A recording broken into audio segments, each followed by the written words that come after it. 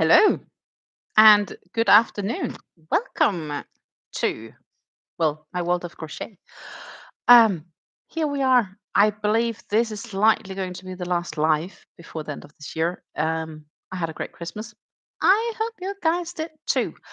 And as you may have noticed, we still have some small tech issues, which means that we are still on the basic YouTube stream.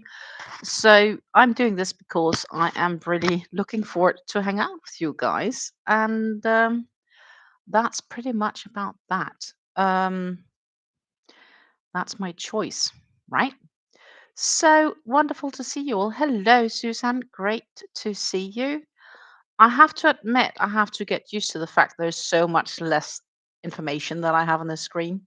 But I just have to do the best with it, what I can do. Not much more I can do about it. So I had some great Christmas presents. I've enjoyed Christmas. I did anything but not craft in the car. In fact, I drove some of the time, and when I wasn't driving, I was more or less just sleeping. Um, it was a very early morning when we left, and it was dark in the beginning, and I just never got the feeling of needing to craft, but I did craft some while there, and I finished up um, the grinding squares that I need for the Daisy Days bag. So there are 6 squares. Now I just need to sew them together and start crochet around them to turn them into a bag. So that's pretty awesome. Uh, uh, uh. So I'm quite happy with the end result of this. I just now need to, as I said, crochet them all together and work on the bag. So I have 6 squares now. That's about what I actually did during Christmas. And then what I did do, I did enjoy my time with my family, which is very important to do. I was told that I was definitely more social this year by my partner. Win-win. Um, we so we drove there. We helped making the Christmas desserts. My cousin unfortunately was sick, so a part of the family didn't come for Christmas evening. Um, and Christmas Day, me and my partner took a little bit time off, and um, we went to the forest. We like walk all the way through the forest through and the other end to get to the beach, and we went there, and that was a pretty amazing view. It was so silent on the beach, and we happened to be so lucky to see two harbor porpoises, which is a sort of a small dolphin that actually is more native, or it occurs in Denmark. So that was so awesome that we got the opportunity to see that. I think maybe I've seen it once in my life, twice in my life before this. So it's a very special moment because it's not something that's given that you will see just because you go to the beach. You're more lucky if you see a fish jump out of the water than to see a poor boys. So that was pretty cool. And my partner was lucky; he had brought his camera, so he just reached to get a snapshot. And I'm going to see if I can actually show them to you guys. But there they are, a couple, and it was a gorgeous view as well. Let's see if I actually have a view of the beach. I should have. I should have, just for you guys. Again, I'm sorry that I'm showing you guys this on my phone. We are a little bit limited with our abilities due to technical issues. Oh, that was also a beach, but that was not beach. That was what I wanted to show. This is. Oh, need to zoom it a bit. This is how silent the ocean was. It was like wind still, just above freezing, so maybe a couple of degrees at best, quite chill. And when we're standing looking that direction, at some stage we're like, were that just birds that went down the water? And then they came up again, and we saw it was the harbor porpoises. And they were like playing in the water for like, I don't know, a few minutes at least. So Yeah, the challenge is just to get photos of them because you never know when they resurface and where. But it was really, really nice and it was quite special. So I'm quite happy we did that. Second Christmas Day, we drove back home. Uh, then I spent time again with the Dutch side of the family. Had a few things. Also, we slept quite a fair bit. So I've not done as much either on Fleur. Um, so now the reality is right now we're not going to finish this before New Year's, but we're definitely going to finish it in the very beginning of the new year. Um, and Susan says here, I enjoyed your hat collector shawl video. The red yarn choices are challenging. Yes, they are. I can't really find out which I prefer and why. So I've actually started considering the option of white.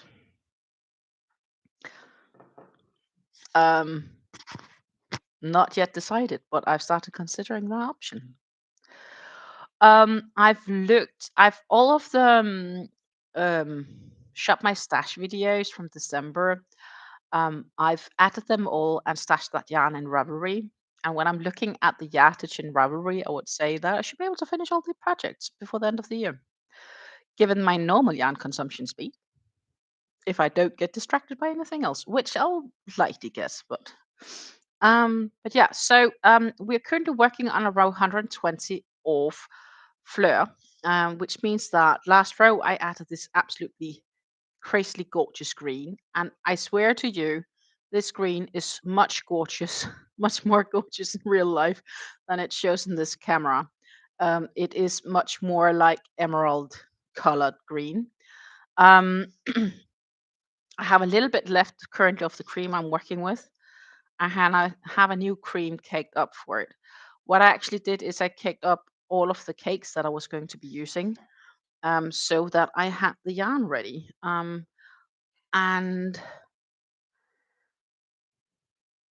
4 millimeter hook is here as well. How long is your driving time to the sea? From my parents, 15 minutes at best. They live quite close to the sea. Yeah, 15, 20, no, 20 minutes, maybe. Depends. In this case, probably like 15 minutes, and then the walk would probably be another 10. But definitely there within half an hour, given getting into the car, getting there, getting out of the car, walking, and so on. We also did stop a couple of because we walked through the forest. We stopped a few times also there, looking at weird shaped trees and stuff like that. So we're just out and enjoying nature. So very, very nice indeed. Like if I would have to drive directly to the ocean from my current address, like where I live right now, and we're talking about the ocean, not a river, not a lake, but the ocean, it would be an hour and a half.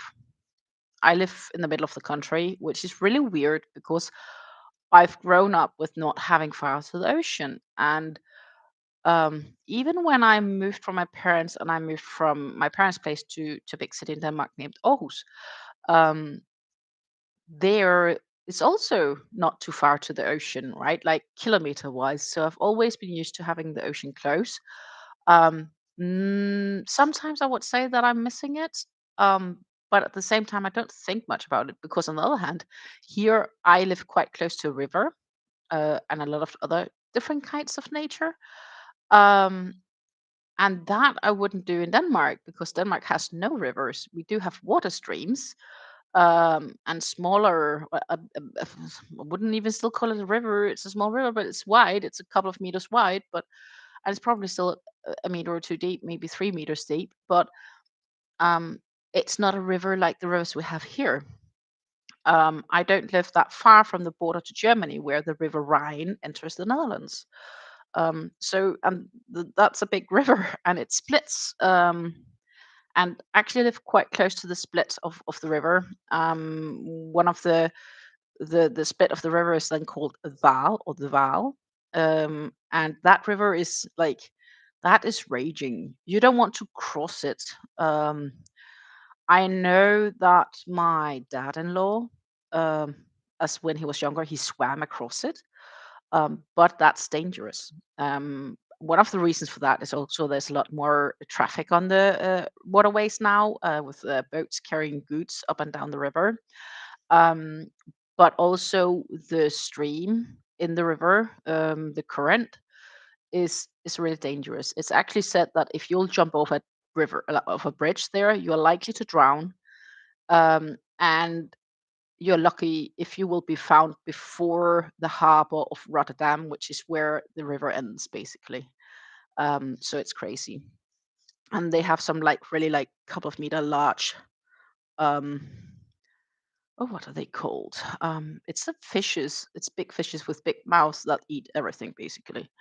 Not heard that they eat human, but they probably wouldn't stand off a dead body.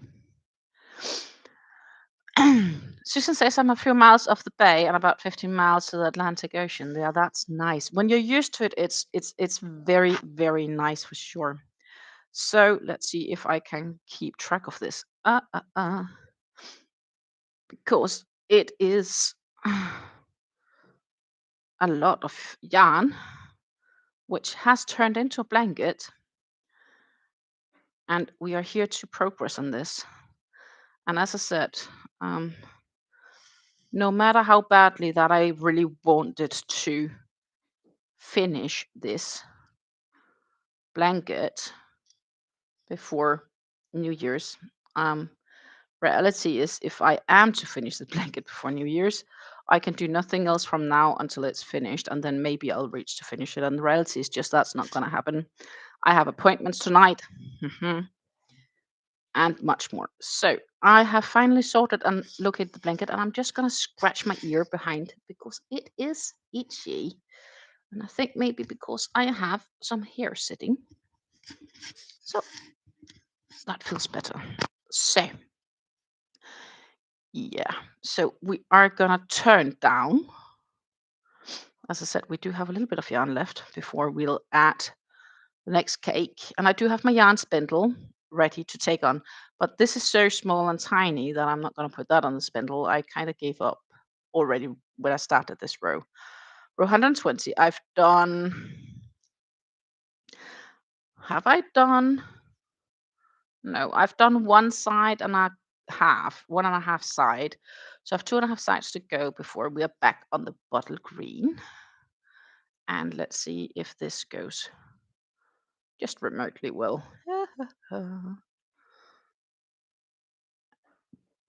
And it looks like it's not too bright.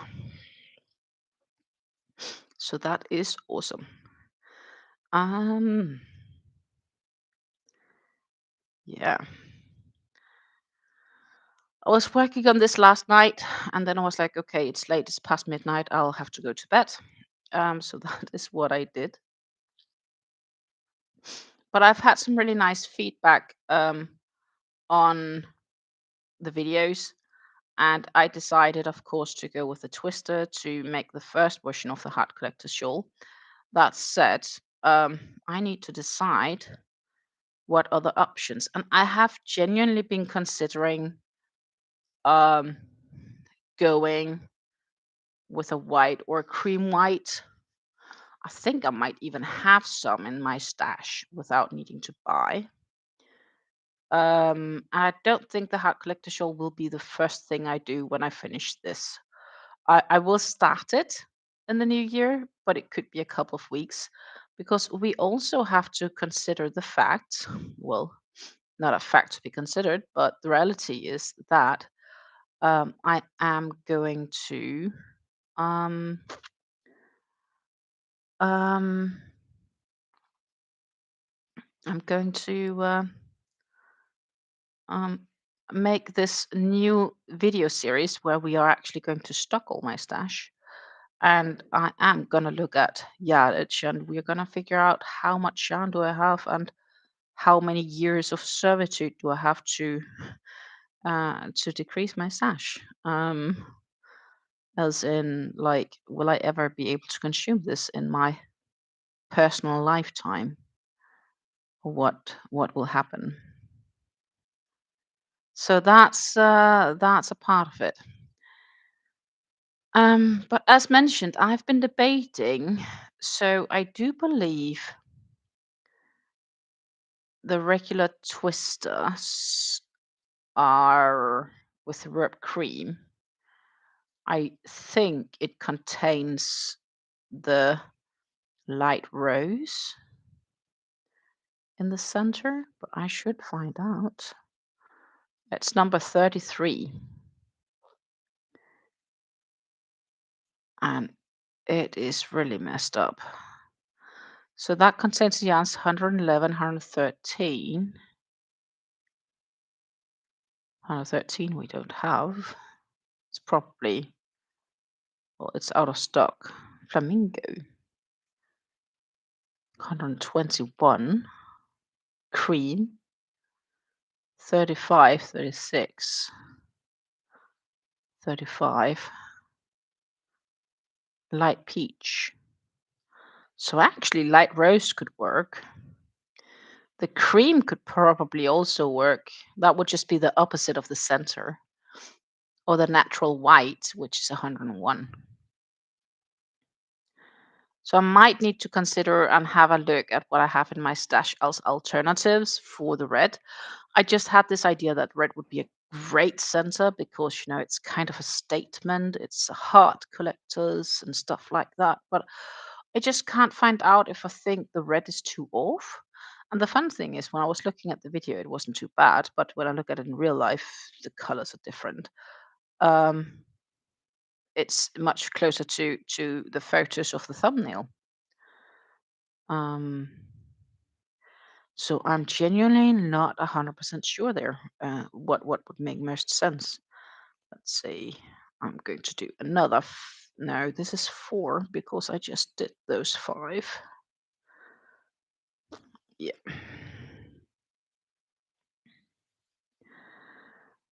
So yeah, there is definitely some thought going into the heart collectors, and I think the reason for that is also it's a big project, and I am going to use a lot of time for it. So I just want to make sure I really like the end result of it. Um,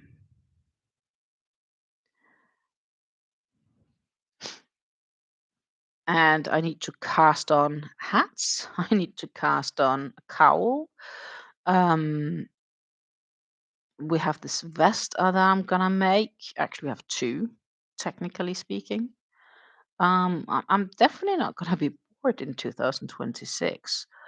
And I think I am gonna try to put priority on those projects to say, hey, the main projects we are gonna work on will be these, but of course I can't limit me to not work on other projects.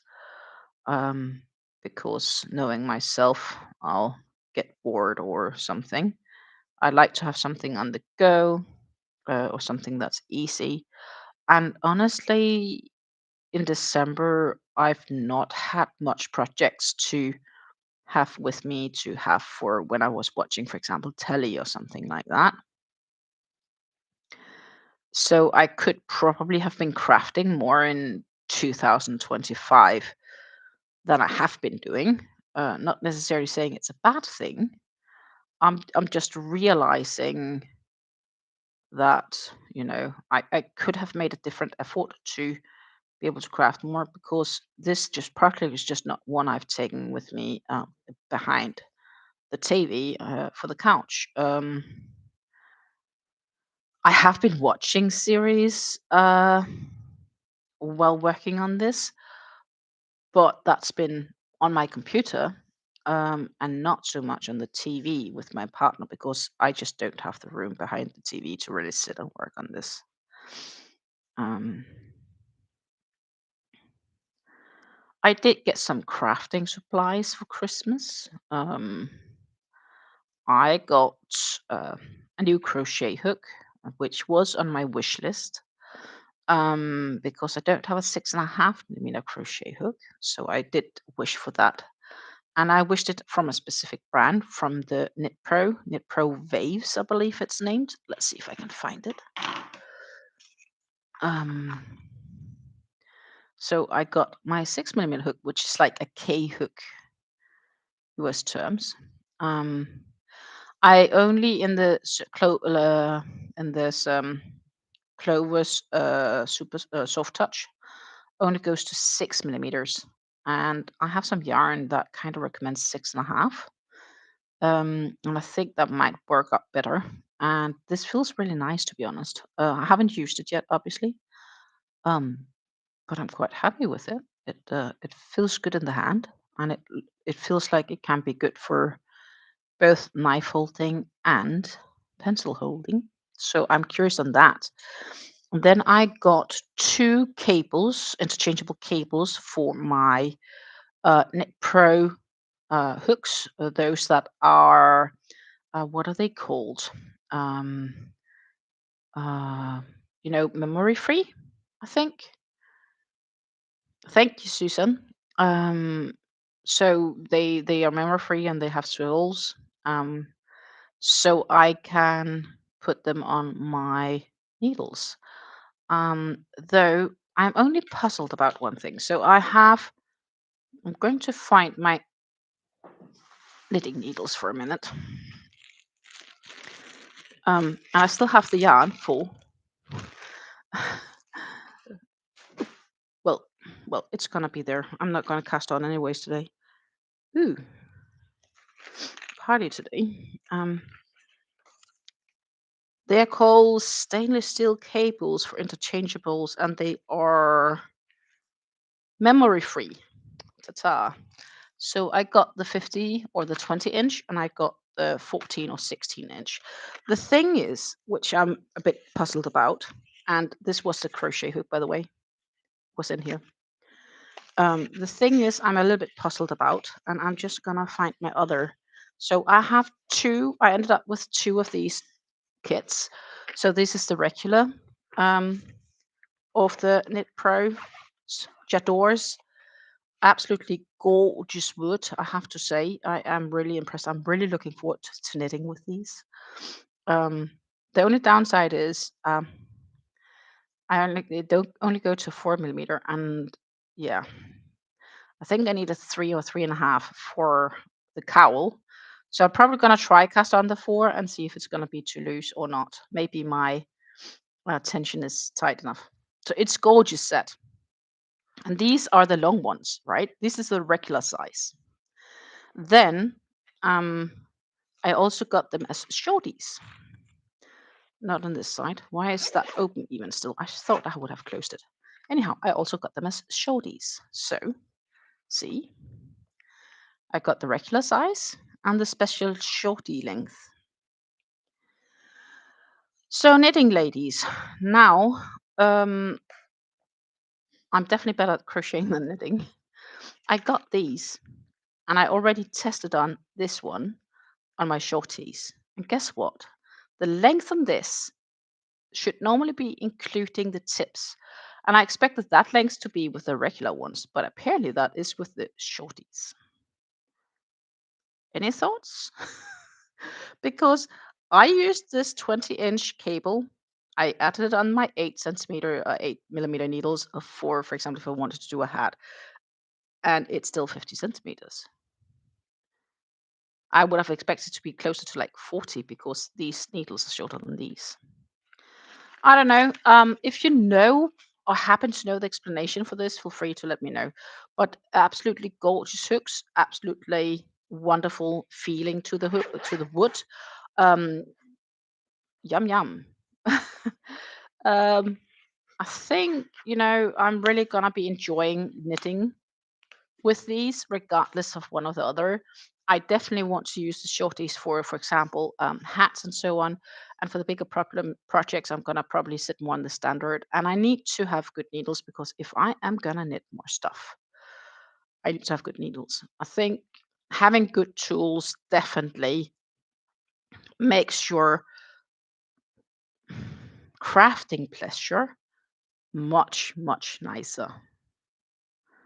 And in the end, we are supposed to have pleasure from our crafts. Good morning, Revenant. I hope you had a great Christmas. I certainly did. I got some gifties related to crafting. As you can see, I got two of the cables that I just showed, and I'm still a bit puzzled for the length.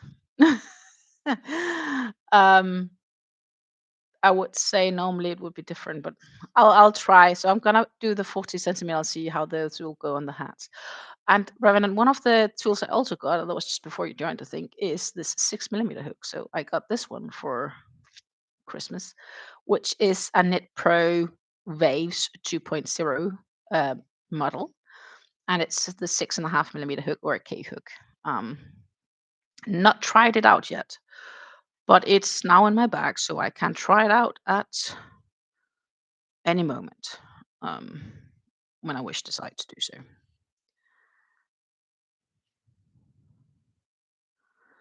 Normally, I would say needle tip to tip, but Susan, the question that I'm puzzled about is if I put on the longer of these two, so the 20-inch cable on the regular size needles, they will not be 20-inch. They are longer. They're going to be closer to 24, maybe. That's a fun thing. But if I take the shorties of those two needles, they will be pretty close to to the 40 centimeters or 16-inch. So I am a little bit puzzled about if they refer that length to their shorty needles or to their regular needles. And I think putting on that 40 centimeter cables with the 16-inch and their long needles, that will be a pain to knit with, literally.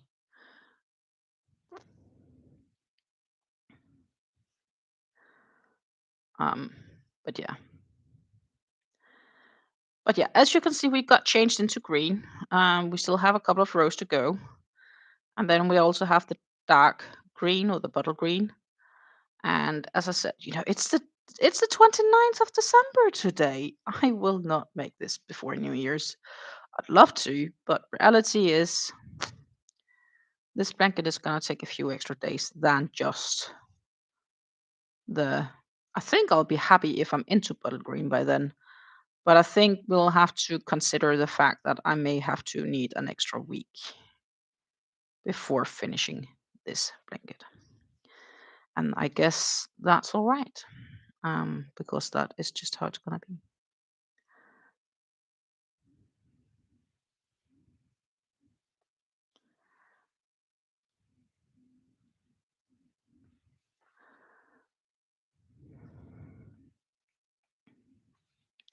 But yeah, so yeah, it's a little bit funky with those tips because I thought it was the regular size, but I think that's going to be from the special size, maybe.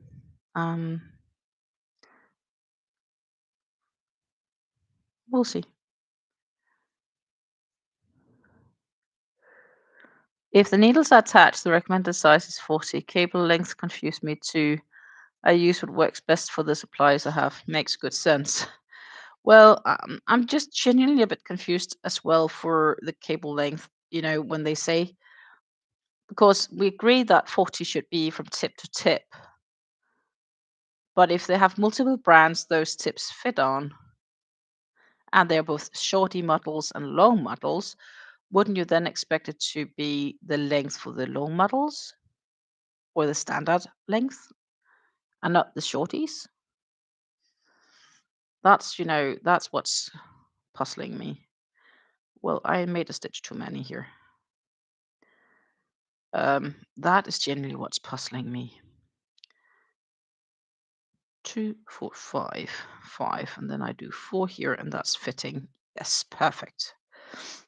Um, so that is generally what's puzzling me with these cables. I'm not completely sure, and I guess it's just not supposed to make sense. I actually didn't add them to the standard ones and measured how long those will be. I just assume it's gonna be a few centimeters longer. Your needle tips are 11 centimeters. I believe my shorties are like, I don't know. Well, I'll grab them and measure them for you. I should know. 7, maybe?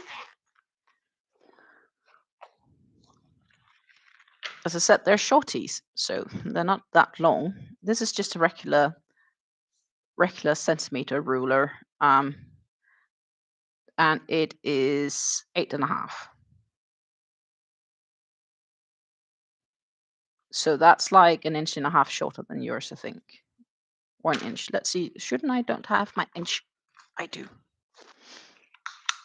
Ta-ta. So obviously, as I said, these are still like 8.5. In inches, this would be 3 points. Well, not 3.5, a bit shorter than 3.3. It's more like 3 point. I don't know how you divide those inches into smaller pieces, but it's not 3.5. So let's put it like this so you can actually read it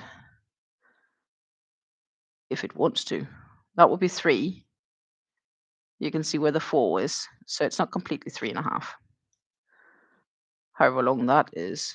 And 11 is 4. So it's almost an inch different. So they'll be like 2 inches shorter with these.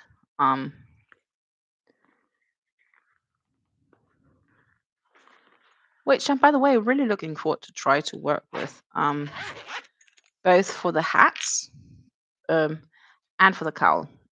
But my real concern is the needle size will be 1 millimeter larger than the recommended size for the yarn. So I'm concerned it might not be a good yarn match. Or I will find my metal needles, because I have a 3.5 millimeter set. I don't know.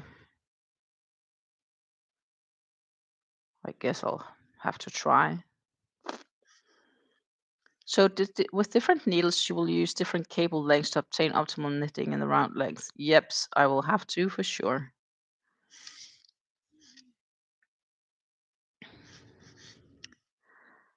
And we know that and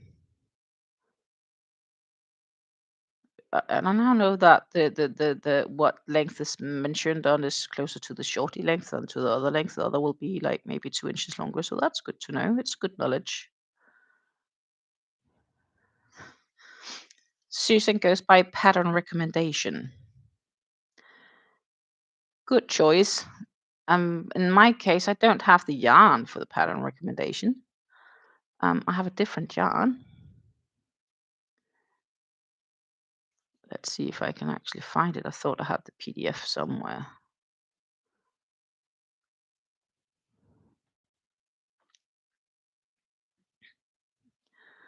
Needle say 4 millimeter. That would be perfect.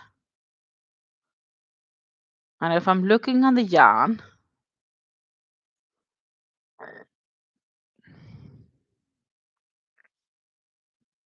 that's equaling to, because that's like 50 grams to 200 yards. Not completely. It's a little bit thinner what I have, but not much. It might work. Also, with me having a slightly tighter gauge, it might actually work better than expected. Good morning, Megan. I did just air a completely different thought on the heart collectors because we were just talking about it a bit earlier. Because it is a difficult choice with those reds. Because while the reds on their own are really, really nice, they are not completely they're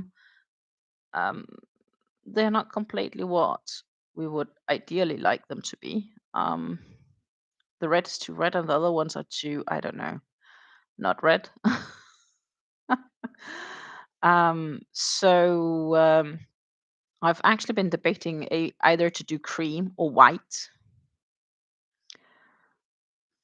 instead of the reds as the center. I will probably have to go through my twisted solids and see what I have in my stash. I think so too. So I'm probably gonna go through my stash and see what I have, because I think I might have actually twisted solid cream somewhere in my stash, or it could be if it's a friend's solid. Is it called not friend's twister, but it's called like friend's wheel? I think it might be a friend's wheel. I don't remember. It's yarn that I got in a bit of a lucky draw on the Facebook Marketplace because they were selling them for amazingly cheap. Off-white is one they have, so it could be the off-white I have, or are they sand colors? I don't remember anymore. So I may option to go through those first and then make a decision. Thank you so much, Revenant, for your support and for gifting away a membership.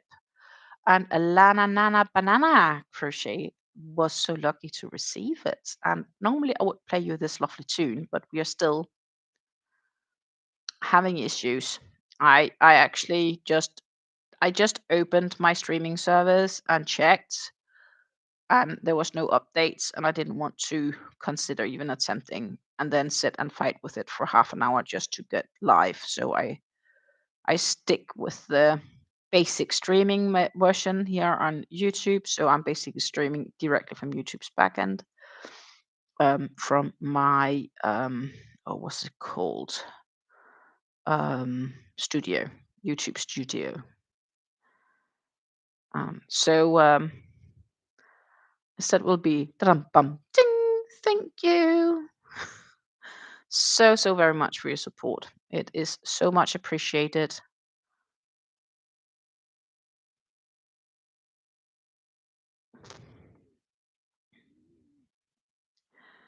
So yeah, it is a really tough choice. But as I also need to do this stocking of my stash um, with the remaining yarns that I have here and there, what I'm likely gonna do is I'll go through that and then find and then have a different look before I really start on that shawl. So it might not be. I'm not gonna start on the shawl directly after finishing Fleur. It's just not realistic if I want to make sure that I have the right colors for it. And it's such a big project. I want to make sure that the outcome is also what I think personally is gonna be amazing. Um, so yeah, I'm definitely gonna have a look at my solid stash. Um, it's in a box upstairs. They're all in the same box, so that should be an easy go through to find that. Um, but what I can say is that I did stash all my yarns um, on Ravelry, which I also used for the what is it called? For the Shop My Stash advent calendar. And based on the yarn length of all those yarns, I should be able to finish all my projects next year based on the amount of yarns I've consumed in so far in 2025, but also in 2024 on average. So theoretically, I should be able to finish it. Depends, of course, on how late I begin, but the idea is that I should be able to finish it. I really don't have much left on this cake. So guess what? We are soon having another label into my consumed yarns, because this, my friends, is about to get changed to a new skein slash cake. I cake them up. But what I need to do before then is that I need to turn this work around of a quarter, because I'm starting to, and I can do like this, but then eventually the whole blanket will like kind of tip over here. So instead, what I have been doing so far with pretty success of this size is that every time that I complete a side, I move it around on my lap with about the same quarter. That is genuinely the best solution I've found so far. Um,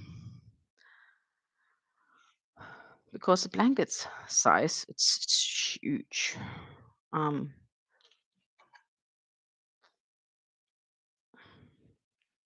or I'll need someone to figure out something, so I don't have to. But yeah, don't think it's that easy, unfortunately, because we're working in the round. That's okay. We're used to it by now. Somehow I might even start missing this, right? Um, I think I will once this is complete. Like it will feel a bit empty not having to talk about Fleur. Fleur has been a very much standardized topic in our yarn talk videos for the past 2 years.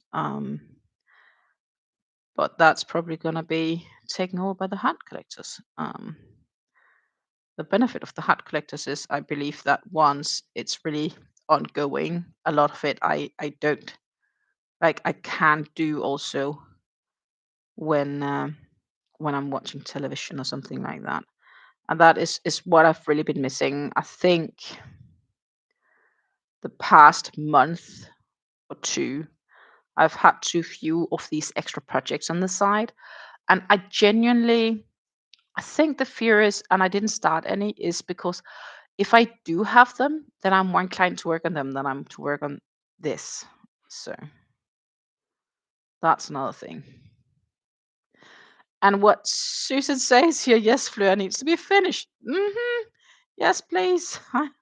I'm 2 years on, still not finished. Come on, it's ridiculous. Um, well, it's not completely ridiculous, but it feels ridiculous. Like my partner look at me and he's like, "Did you fucking use 2 years in that?" Like, and I'm like, "Yeah, I did." And he's like, "Okay, what?"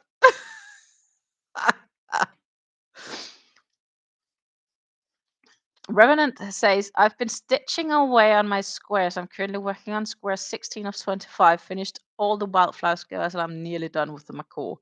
That is awesome. I still feel that Revenant is going to be finished with his blanket before I'm finished with Fleur. Technically, I have 9 rows to go, 9.5 rows to go. So, reality is that, and I know how long they take, these darn rows. They take way too much time. So that's fitting, that's fitting, that's fitting. That's going to be the 7. Oh my goodness, I am sorry. Um, this is probably also going to be my last live this year because mm,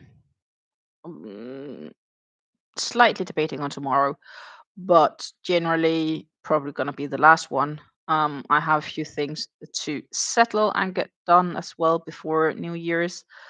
I do have work. I have lots of stuff for work tomorrow I need to get done. Also, I'd like to not maybe work all of Wednesday, so I need to maybe put in an extra hour tomorrow. And then I need to do cooking most of Wednesday, and then it's New Year. Um, so I'm not sure if you'll see me much more live this year. It's crazy. The year is almost by, like 2025. Will wave you away. Maybe if I'm good, I'll be back on Friday. I've definitely been considering that.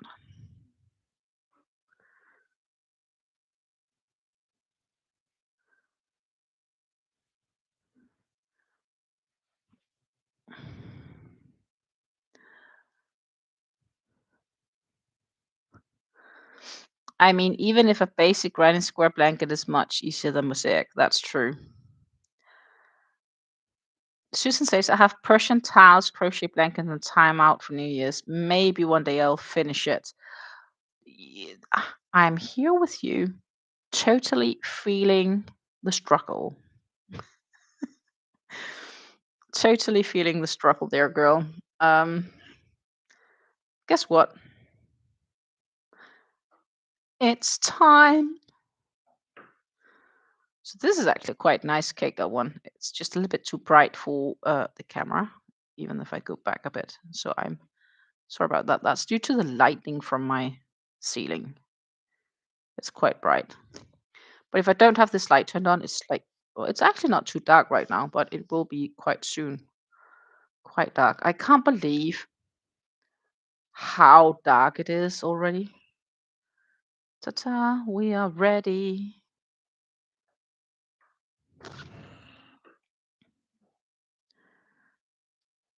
So that is, my friends. Um, I should put a few more stitches in here, I think. That would make sense because that would make a little bit less what I would have to clean up.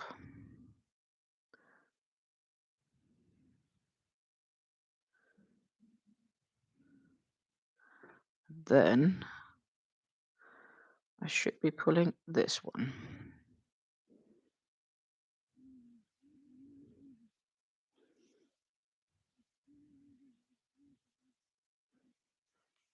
Then I should be making double crochets. 4 of them to be exact. And we will just shortly make a little bow tie on the back. I still need to weave in ends of a few colors. And I know that.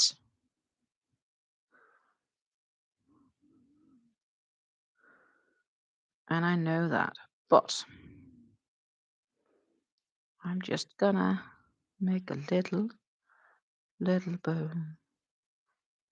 So then the yarn doesn't run away until I get it weaved in.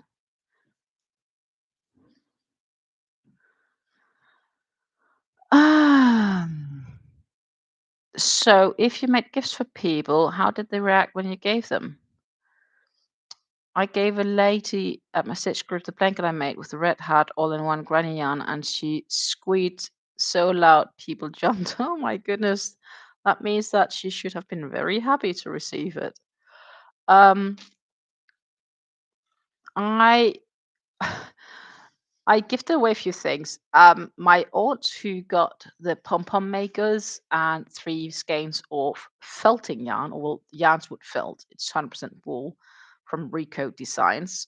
She ended up writing me, "Hey, Stina, where did I get these 3 skeins of wool?" And I basically just explained to her, said, I got them in a lucky bag and I didn't know what to use them for. And I'm sure they will felt, and I know you felt. So I thought it was the bonus with the bonus on top. And I'm not really sure how and what because I didn't see her unpack them because she wasn't there for Christmas because her daughter was sick. So they had to stay at home. So we only got the package exchanged. And the unpacking was done later. Then my cousin got the poncho, the green poncho. I sensed there was appreciation.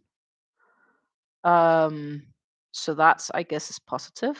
I and they do have a colder house. That sense, it was a little bit more of a spring related poncho, maybe. And the 2 kids, they definitely knew the scrunchies were scrunchies, and they seemed appreciative of them. And the oldest actually wants to learn to crochet. Um, and she's right now doing really good chain stitches with the help of my family so far, but none of them seem to be able to really teach her. Not so much because they can't teach, because they are really good at their crafts. But the challenge is that my whole family is right handed, and my cousin, or well, my cousin's daughter is leftist. She's a lefty. And I will need to, um, because I partially can do multi-hand. So technically, I could crochet as a lefty, but I really need to think when I'm doing it because obviously it's done opposite. Um, but I can do it. So I did attempt learning her to do single crochets, um, but that turned into slip stitches after the first 2. So we will need some more time for that. But I think that's first gonna be in March. So next Denmark trip is planned for March. I have a few things to go there, but also um, my mom will have her CT scan in March when I'm there, combined with everything else. And we are probably going to try to see if we can hold like a very delayed birthday party slash wedding day for my parents, because in March they should have, if I calculate correct, they should have been married for 35 years. So that's kind of a nice anniversary as well. Um, but that's gonna be in the middle of March that I'll see her again, and I'll probably have to bring some stuff. She would like to learn to crochet plushies, so I'll need to see if I have some velvet yarn I can bring. Though velvet yarn is just not the easiest to learn all this in, so I need to think.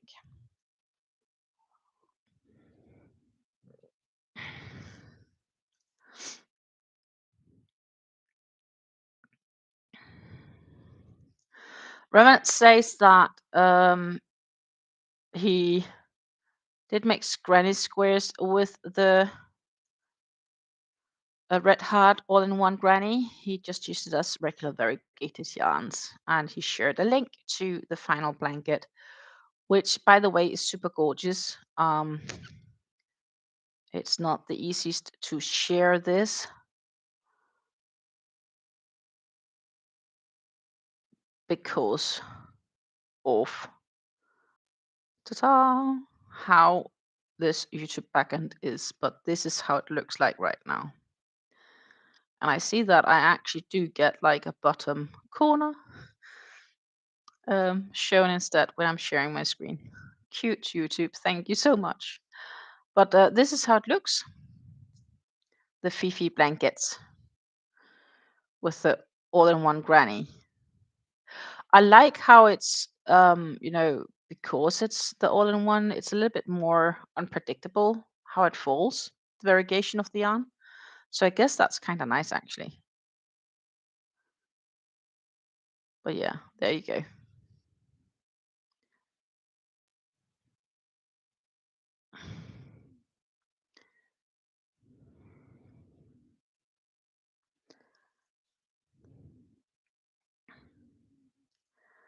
Um,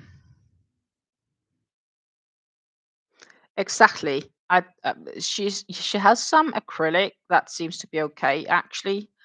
Uh, but I'm not so sure that velvet would be optimal. I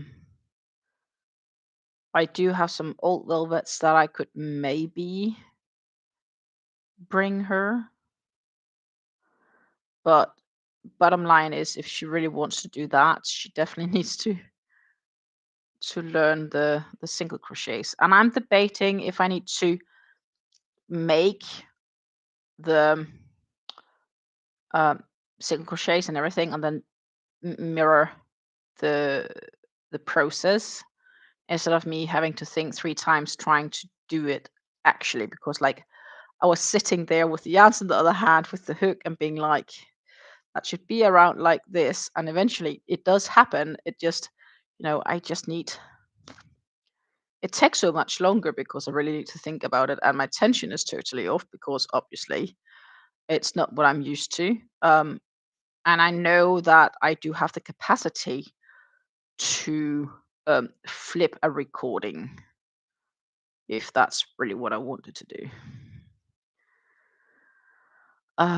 So that is something I have considered, to see if I can guide her like that instead, so she could get like a movie. Could put it on her phone or something.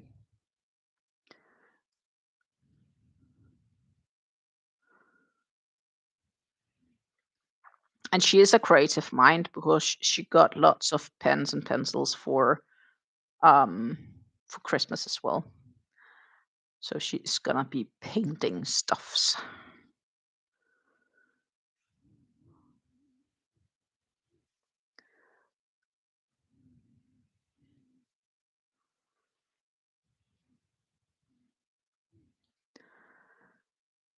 I've done granny squares, flower power squares, and corner to corner blankets with the excess Inspiration shipping of the mystery yarn that I will still have. A case of half case and a half off in my garage. That is a lot of yarn.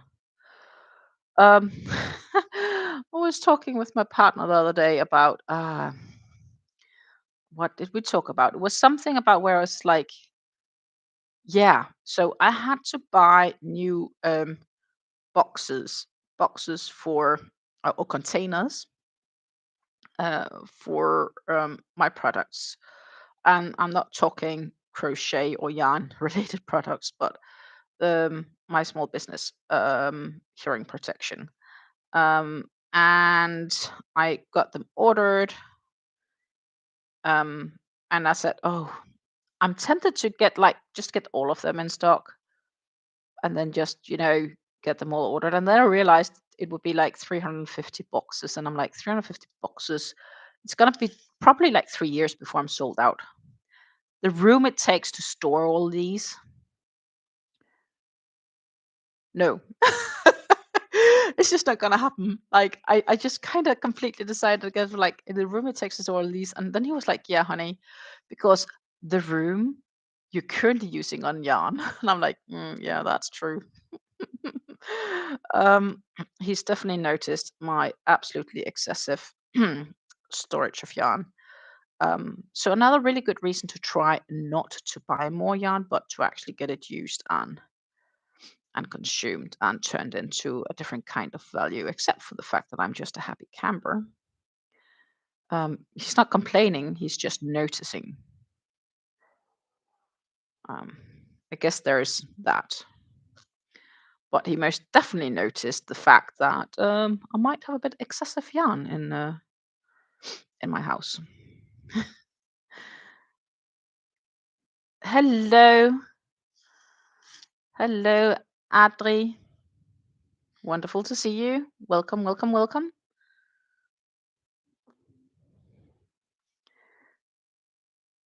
And thank you, YouTube, for recommending my channel. Absolutely. So, we just hanging out, me trying to finish up my mosaic blanket. I had a goal that I wanted to finish this one before New Year's. Reality is just my December never really runs as I'm planning, so I won't be able to finish it. But I'm still doing my darnest best. Maybe the first week of January I'll be finished. Luckily, this wasn't a present. I'm going to keep this once I'm done. It is the Fleur. Fleur is designed by Anke Wintermans. She's a gorgeous, oh, well, she's probably also gorgeous as a person, but she's a wonderful Dutch designer. She makes lots of mosaic blankets and designs them. She can be found on Ravelry also. And she makes these gorgeous designs. That's what I wanted to say. And yeah, I am cracking on. I'm definitely not going to make a new mosaic blanket anytime soon once I'm done with this one, because it just takes too long. I'd rather do other projects where I know I can work quicker. Mosaic blankets is not gonna be something where I can work quick on. It's a 4mm hook that I'm using. The yarn is Stylecraft Special DK. It's an English yarn. It's made in Turkey though, but and it's a premium acrylic. Susan says I use clear storage totes and love being able to see what's inside. I just use boxes, all sorts of cardboard boxes would probably be the more correct phrase. Um, like I have lots of Stanley yarns, and those shipping boxes are amazing to store yarn in. Maybe it's because I didn't want to spend money on plastic boxes. I could have, financially, it wouldn't be an issue.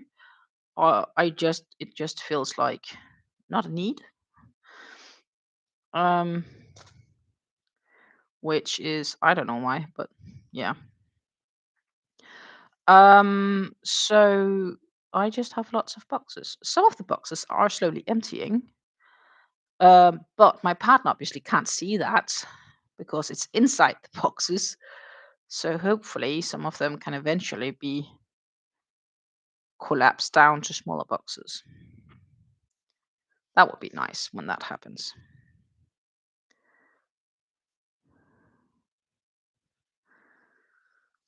So I'm tempted, Adri, to ask you because I only see your handle, the YouTube handle we have to choose at some stage ago on this chat. Um, I'm thinking you would be named Adriana without knowing, but one of my old colleagues were often referring to herself as Adri, and her first name was Adriana, which is a gorgeous name, by the way. Ronan says I use storage totes. Walmart sells 27 gallons, which is about 102 liters totes for $9.99, which is the best value for money. True. And don't ask me why. I guess it's because some of it can't necessarily not always just be easy stacked. Some of it does, not all of them. Ha! I won the guessing game. Drew verifies that indeed her name is Adriana, but prefers Adri. Absolutely wonderful. I'll call you Adri. No wonder. No worries.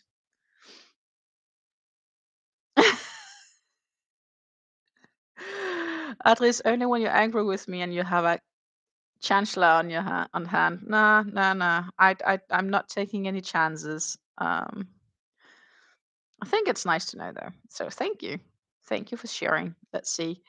I think I need to do 4 here. I just need to find the pattern. Give me one moment. Because now we are at a stage where I'm not to do too much guessing. Yeah, it's like 4, 3, 5, 3, 4. Yeah, we are in the middle. We are in the middle. Is anyone making the popular neck scarves? I knitted the Sophie scarf, the jaunty scarf, but I prefer cowls or long scarves. Like long scarves as in length or as in width, or both. The Sophie hood seems to be quite popular these days as well. Adri says, I finished the Stephen West a Boneyard shawl. I should one day, and I haven't done it yet. If I ever find time at some stage when I go back to the office to visit the Penelope and Stephen West store in Amsterdam, I should bring my camera. And I know I'm not going to be shopping because we have enough yarn. I know I have enough yarn. Like, I definitely have enough yarn. But I'd really love to see his store at some stage.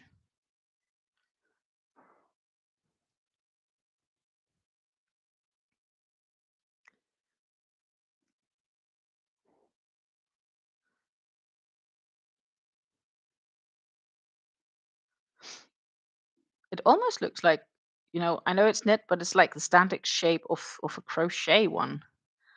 I should attempt to share this. So it is on Ravelry. So I will indeed. Yeah. Cool. It's here in Ravelry. Ta-ta. I copied the. Oh, if I knew that. Cool. Anyhow, this, my friends, is the shawl. Looks nice though. In one color, but the shape reminds me so much on this regular one. Tandem. It's like a name of a double bike. Funny. But not familiar with it. But it looks gorgeous. This is gorgeous. Or striped even. Not bad either.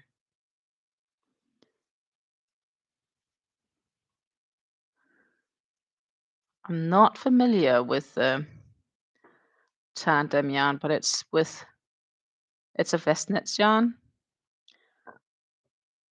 100 grams to 230, so it's DK weight yarn. Though I would say it seems a bit thicker. But yeah, it is indeed DK weight. It just seems thicker due to the yardage versus grams. Could be wrong. It seems closer to like A 4-weight rather than a 3-weight. But it's gorgeous. Most definitely. Sharing the pattern for those interested in the chat.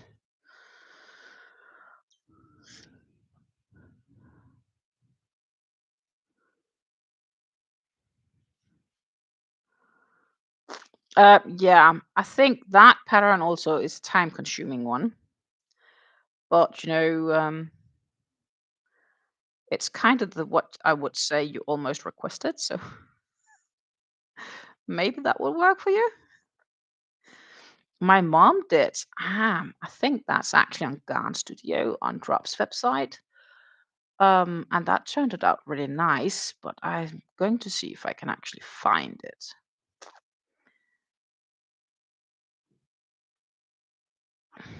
Dun dun. It's probably classified as an accessory. It's a shawl. And it's definitely knit because I remember she was knitting it. The problem is, of course, especially. Oh, that's gorgeous. Okay. Move on, Stina. The real question is if I can find it. Oh, there's so many gorgeous knit shawls in here. Oh, my. But it's like, you kept turning the colors. So I don't remember what it's named. And I think it was a drops pattern, but I'm not sure anymore. She knows.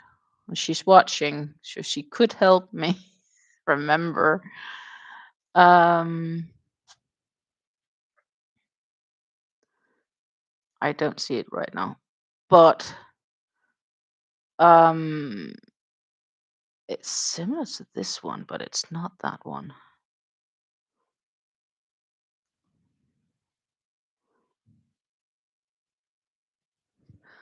I'm just going through a couple of pages, scrolling, hoping that I will eventually bump into it.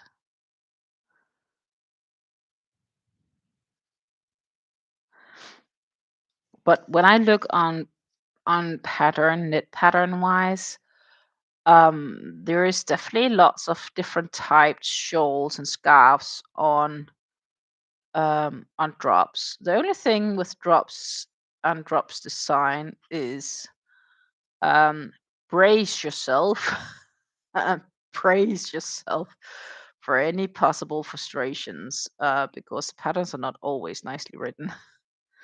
My goodness, I'm on page 6, still not found what I think it was. And it's English. I think it could be this one or something similar to this one. Let's see if I can share again.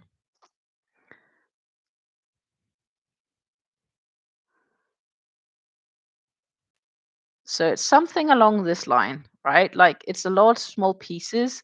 So you finish each corner and then you turn on the other. And I think it's similar to this one, but it's not this one because it was more like a triangle shape.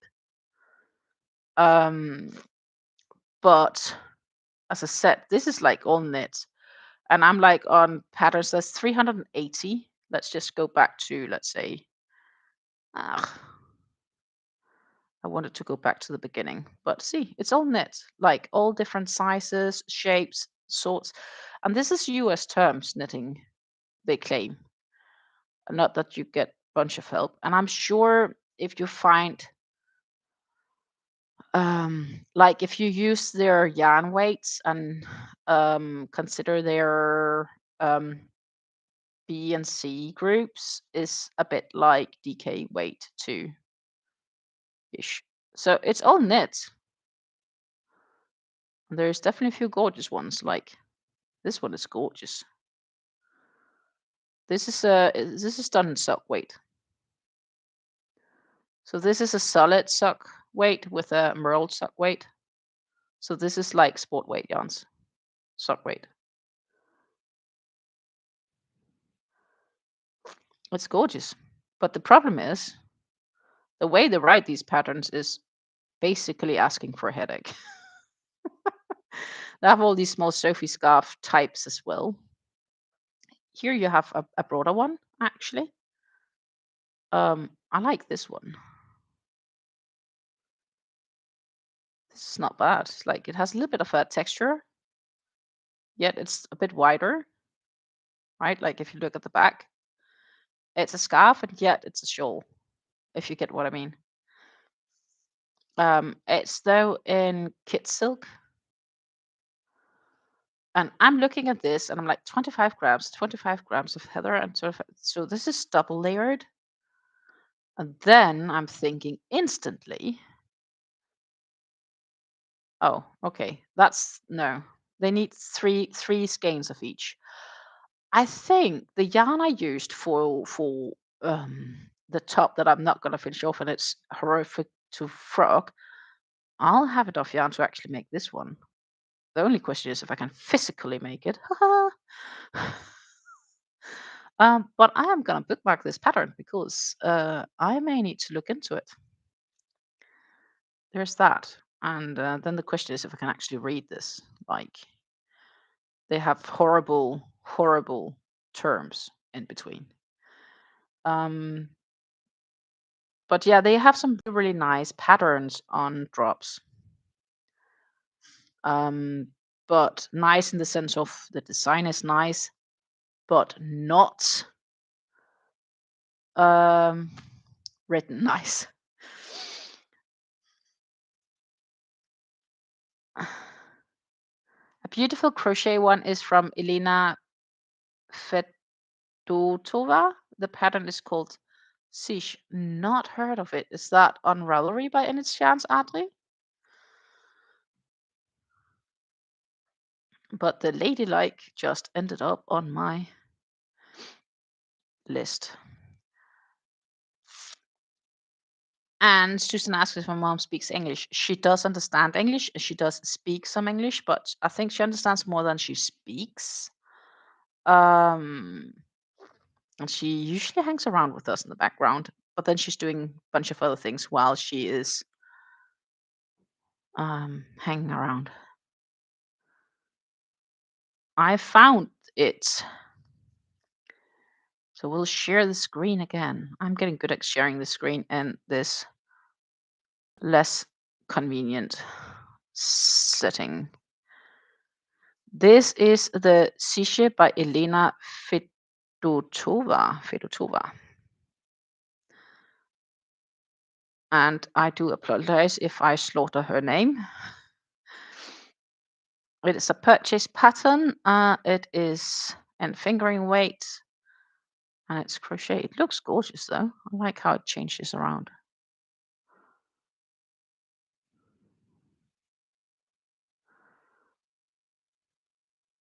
And how the color plays in. That is definitely gorgeous.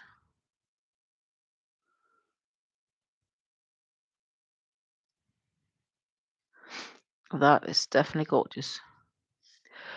Ronan says, did I ever share the picture of the finished shawl I made for my mother?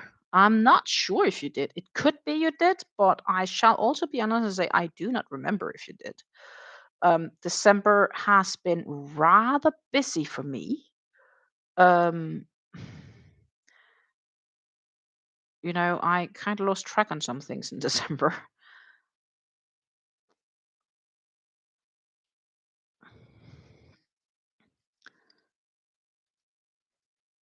But yeah, this one is definitely gorgeous. So what I'm likely gonna do is I'll pop it into my favorites. This is one of all these that I will likely maybe get to one day when I'm done all the other patterns I want to do. So maybe in a few years, I don't know. Let's see. Oh, that was not Nightbot that I needed. I needed the other link.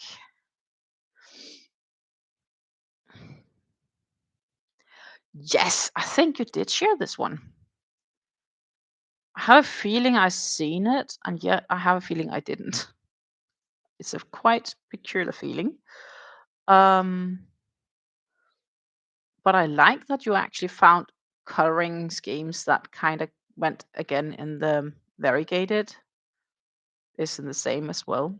So that's kind of cool. So that is very nice indeed. Well done. Well done.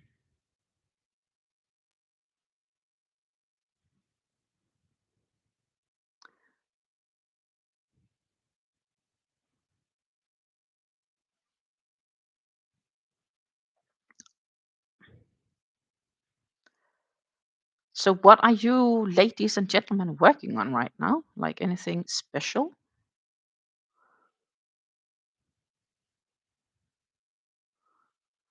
I am trying to obviously get this one done, which won't happen today. I can assure you that. um,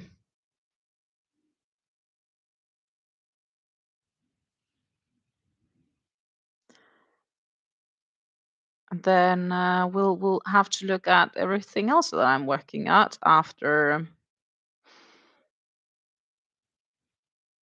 I've finished this one. But this one, my friends, is my priority, and you guys know that. Would be so wonderful to finish up Fleur.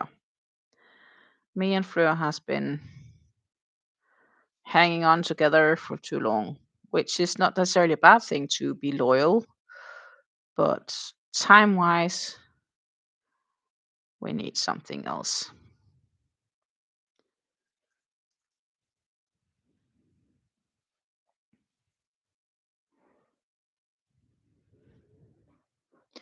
I'm working on my penultimate macaw square for this blanket. Oh, yes. You are definitely getting closer to finishing that one.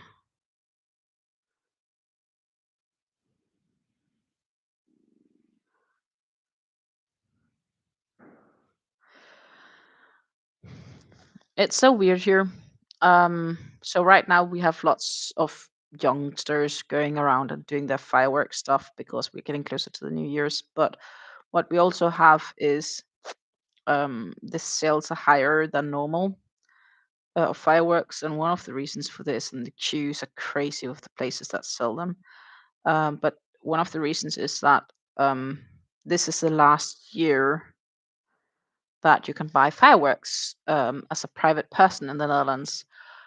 It's been banned from next year, which means that a lot of people obviously want their fireworks. But also, if you get taken next year trying to put off fireworks, you'll likely get a fine by the police or something like that. Um, but that would, of course, require the police to catch you. Um, but the stores are no longer allowed to sell fireworks. The people will still likely just, the citizens of the Netherlands, they're likely just still to cross the border and purchase the fireworks in Germany or in Belgium. But technically aren't allowed. Let's see. That's that. I need 4. Um, Meanwhile, the weather in New Jersey is cloudy with a temperature of 51 degrees of Fahrenheit. That's about 11 degrees Celsius, and the wind is blowing from west southwest. And well, what is it here? Let's just check for funsies. That is, I need to be in the chat before I enter because else nothing happens. The weather here in Nijmegen, or not far from me, which is Nijmegen, that's about 5 miles, is cloudy with a temperature of 40 degrees of Fahrenheit, so that's about 4 degrees Celsius. Wind is blowing from west at 4 miles per hour, and the wind is 92. And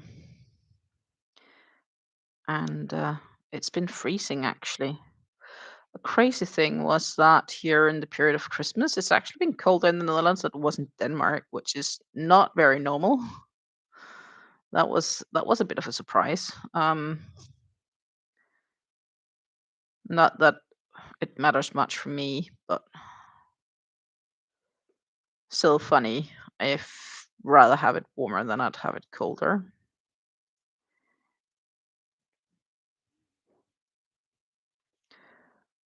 And yeah,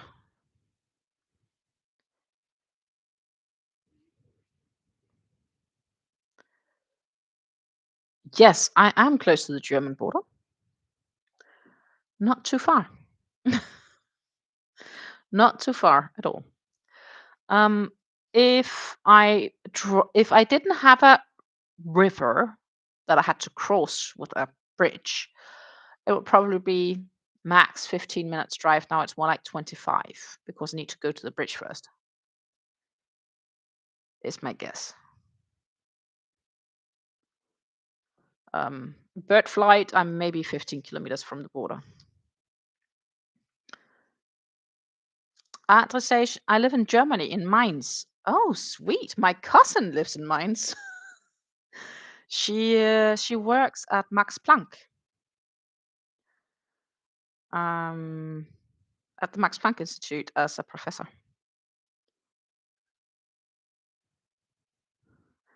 So I visited her like 2 years ago, maybe.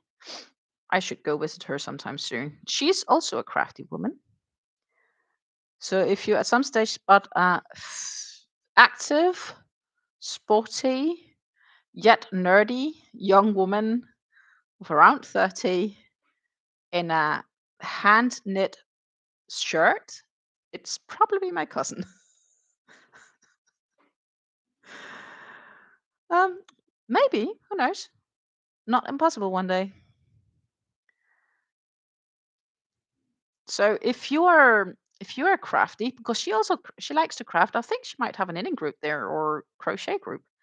We should definitely consider that. But before I even go there, I would need to, let's see,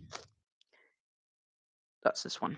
I would need to have a project I can bring with me on the go. Right now, trust me, this project is not going anywhere than my home. And what is it by car for me? 3.5 hours drive, maybe to Mainz. Um, so yeah, I want to go there at some stage. I just need to. We need to find time. She also needs to come and visit me. She spoke about it this spring, but she travels a lot. So if I go there, I will definitely need to ensure that I can stay over at her place for the night.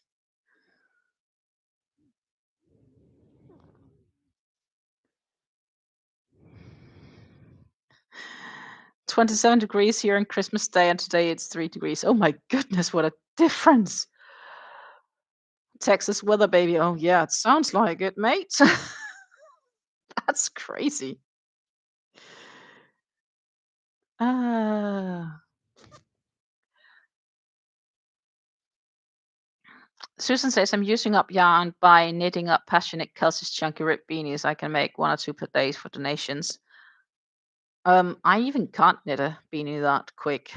Um, I guess it's because I also do other things. That said, I still have some of that scrap yarns from ice that I want to probably I'm turning into one more of these rib knit beanies. Though I am gonna throw them on a bigger size needle. So instead of the 7 millimeters, I'm gonna do the 8. Because I feel that's probably what it had to be in the first place. Um, and then I'm gonna see if that's changing anything. And if I still feel it's like stiffy stiff, so instead of like selling them, I'm probably just gonna donate them to shelters or something like that. Adri says, I work as a check-in and gate agent for KLM and Air France at the Frankfurt airport. Ah, sweet. I fly KLM a lot. Like, um, my trip to Denmark is KLM. That said, the crazy part is I'm flying from Düsseldorf via Amsterdam to go to Copenhagen, but it's cheaper. And more importantly, it keeps my frequent flyer status a bit easier so I can get my free luggage with me. You know all about that. So I am a KLM Silver member, I guess. And I intentionally then say, well, if it's costing me the same, then the extra time spent is worth the investment just to get the free luggage because luggage is like 70 euros. And I do need luggage for when I'm going for a week. I can't do that on hand luggage alone. Susan says, yes, I'm using 8 millimeter needles. Yeah, Susan, the reason I did the 7 millimeters was because I calculated the thickness and stiffness, the thickness of the yarn versus length and weight. And I was like, well, then it should technically be 7. and I walked away with a 7, and that was a real 7 millimeters and not the US 7 size. Just to be clear, that I actually used 7 millimeter needles. And end result is still that Stina feels that I might need to upsize them, so that's what I'm gonna do for the next, and see if that's a little bit more flowy. It could also be the yarn, but because honestly, when I touch the yarn, it doesn't feel super soft. As I said, it's just like a mill end yarn from ice. And therefore I don't really know what to use it for. So I'm gonna do it like this, and then I can always option to donate them for shelters, because there's always somebody that will appreciate it somewhere. Atlas says we still place the hand luggage for free up to 12 kilos. Yeah, but that doesn't help my liquids, does it? And I probably have like 12 kilos hand luggage on my back already, since when I do. So, of course, you're reasonably new, so you don't know why I travel so much. So I'm Danish native. My parents are Danish, and I travel to Denmark for meeting my family. But I also travel a lot to Denmark. For previously, I did it for sport. I travel back and forth. My partner is Dutch, so that's why I live in the Netherlands. Um, but now I travel a lot because my mom unfortunately has lymphoma, and therefore I travel back and forth to help my parents. And I'm going back in the middle of March again, to see them. I did ask if I should come in a few weeks, but my mom said she was fine and I could come in March. So okay, I'll trust her. She promised me to keep me informed, regardless of good or bad. So I'll trust her, and therefore I'll travel in March. Um, there are many things happening until then, so it's probably a good thing. But family is still more important than anything to me. So, and since I'm gone for a week at a time, I just can't survive a week on 12 kilo hand luggage. um, I don't know. I just can't. I feel like I'm used to traveling with overweight. Let's be clear and clarified about that.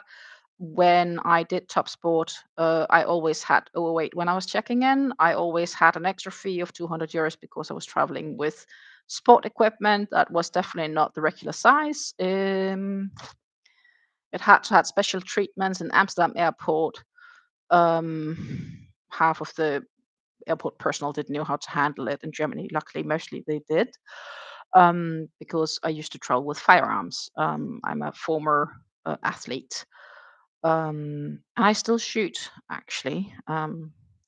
So the kit bag and my rifle and everything automatically had two checked-in luggages, plus whatever hand luggage.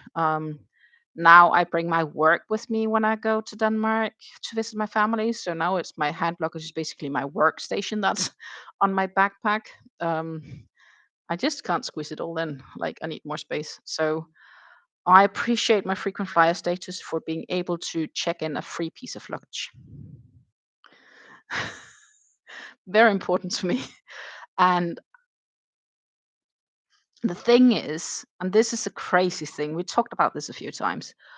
Um, I just checked, and paid only €1 more for return tickets Düsseldorf, Amsterdam, Copenhagen, Copenhagen, Amsterdam, Düsseldorf than I would if I flew direct Amsterdam, Copenhagen.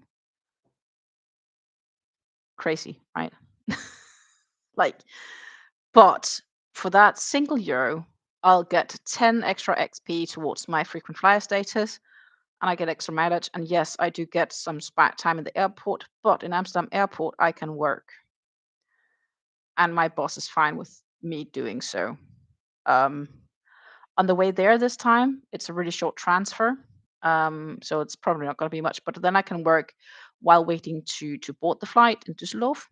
Um, I could also option for the direct flights, but honestly, the direct flights from Düsseldorf these days is even more expensive than with the stopover in Amsterdam.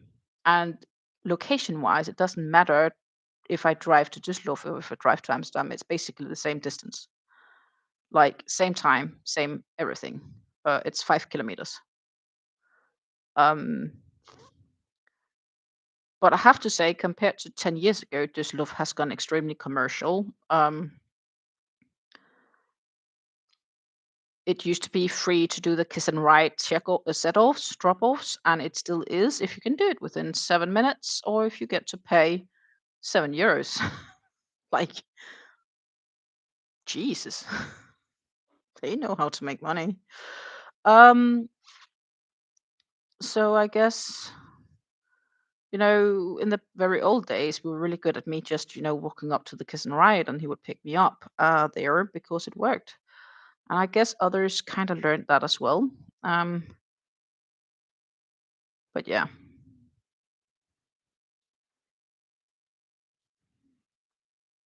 so that is going to be in March that I will do that crazy trip. And then I just need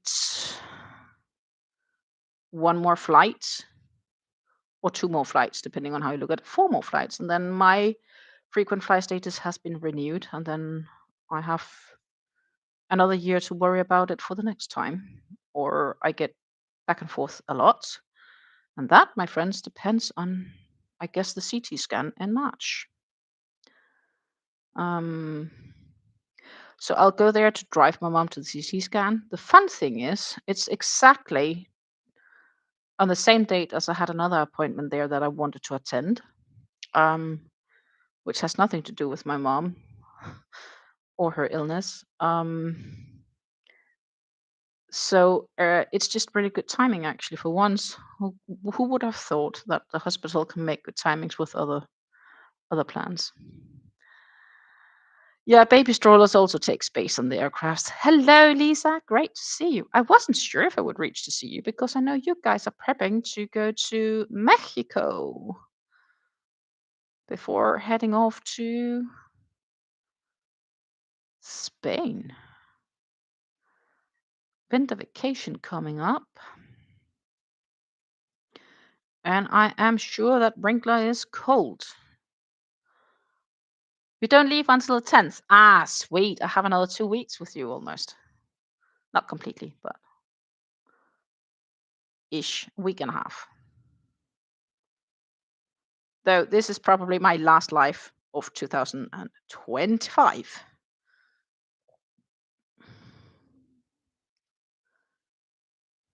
I think.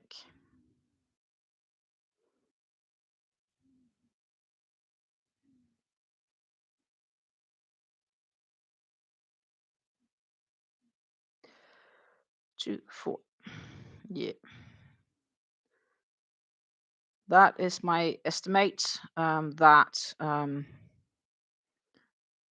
this is probably going to be the last one. And then, depending on everything, I might be live Friday. I also need to do a yarn talk video, but I'm not really sure if it makes sense until Fleur is complete. So instead, I might just, go live and then we'll do a yarn talk next week because hopefully Fleur is finished next week, Friday, which is around when you leave, I think. I believe that's the 10th. No? Yeah? No, that's Saturday. Maybe I hope to have this finished before Friday, 9th of January. That's 10 days. Technically, I should be able to do that. That's not completely off limits. Steen, I have to tell you about the yarn deal I scored. Please do. We all like hearing about yarn deals, and we can get all jelly.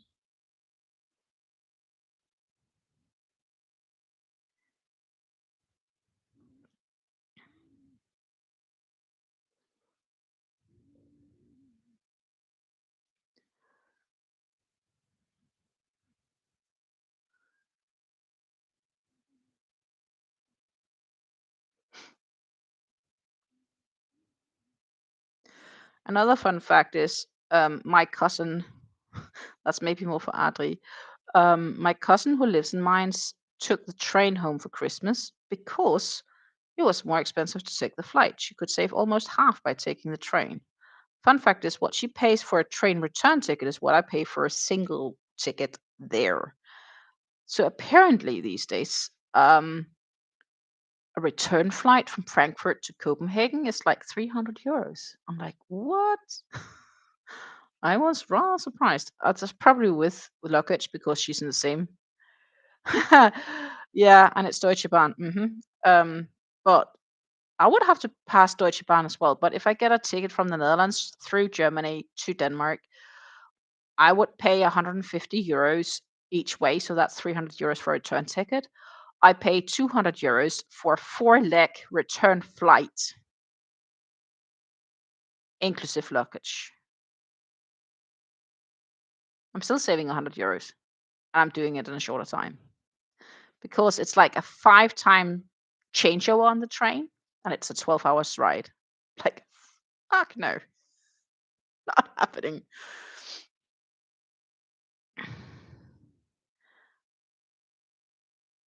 Adra says Frankfurt Airport has one of the most expensive fees in Europe. I wouldn't be surprised. I believe Amsterdam is pretty expensive too, actually. And they're increasing fees because of environmental yada yada something. Yet Amsterdam Airport wants to expand the amount of flights coming in and out of Amsterdam. So I don't know if it's going to happen, but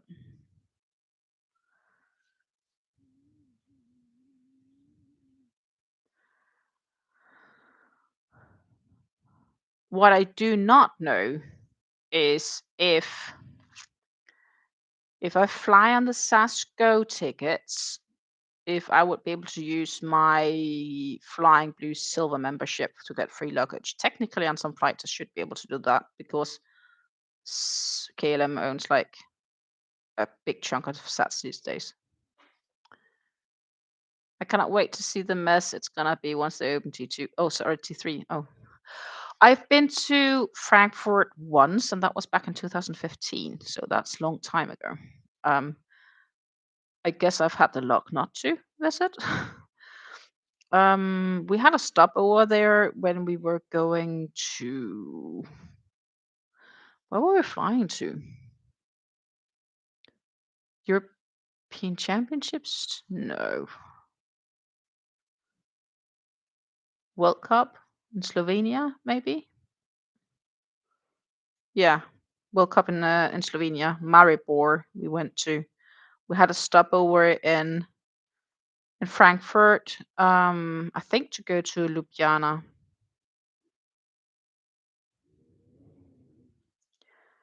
5. And I need to make a corner. A single crochet corner.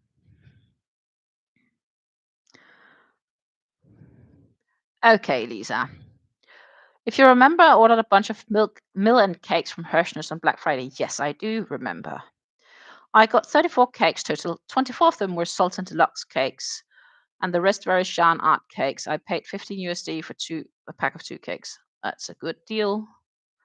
It's a good deal, and it is still a good deal. I'm slightly jealous. But I would pay the same for Milan cakes before they even get to Europe with shipping fees and import fees than just buying a brand new, I guess. So I will be just forever jealous and keep it at that. And think about maybe one day I get to visit the US again. I don't know when. Probably once Trump is no longer president. Or maybe before then. I don't know. I haven't made any plans for a visit actually. But given right now that it's more difficult than ever to get even a touristic visa, I don't know. I'm just not in the mood for the hassle. Oh no. I'm stuck on a crate. So done. Unstuck. I am unstuck. That is the backside of my blanket.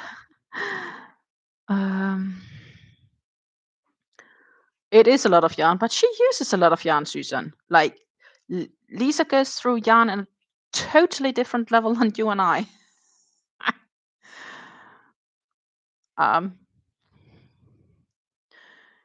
If I buy Sultan Deluxe cake, cost me about 16 Canadian for the cake plus fees. Yeah, it's crazy.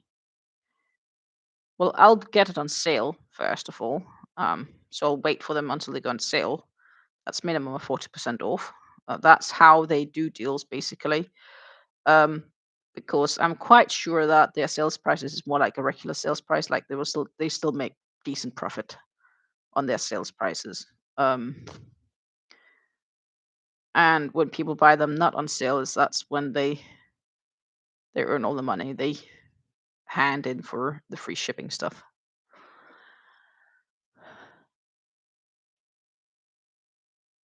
Only a couple of years. I also have stuff for a couple of years. Probably a stuff for the rest of my lifetime, actually. We still, reality is still that I need to go through all of that, right? And yeah, cream or white might be the option for the center of the heart collectors, or black. Black could also be an option, though I feel the cream might work better but that would be like the center color of the rubbing cream. That was why I was considering white. Ah, too many choices, ladies. Too many choices. I still have time. The worst thing that can happen is that I will have to, unfortunately, buy a cake of yarn. What horrendous horrors. Maybe if that happens, I am lucky it will be on sale when I get my birthday voucher in January. Ta-ta. Then I have, I guess, a reason to, if I don't have it, which means before then I will need to go through it all.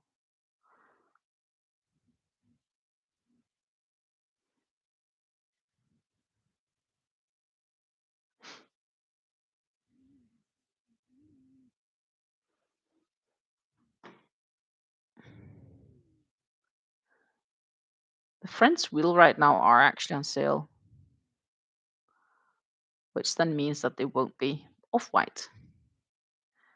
€6.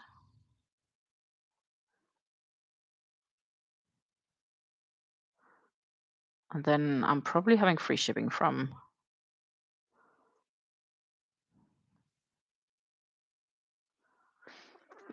€30. That's increased. Greedy fuckers.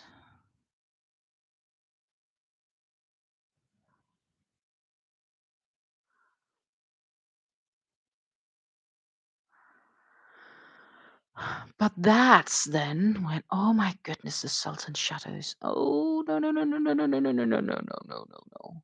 I should not shop yarn. I should not shop yarn. But I am tempted. I need help, Susan.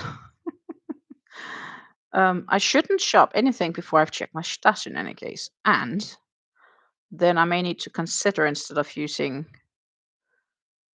the rubbing cream, not rubbing cream, but using red Bordeaux or wine and option that for a white, cream whites, off white, something along those lines.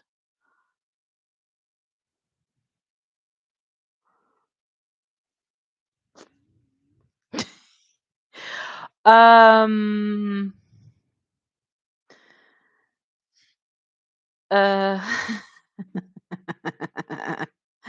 Atlas says, why not just guess it's observations of your partner is just observations. I'm trying to decrease my stash, not because my partner tells me to, but because I want to myself, because I know I have a bit too much in my stash.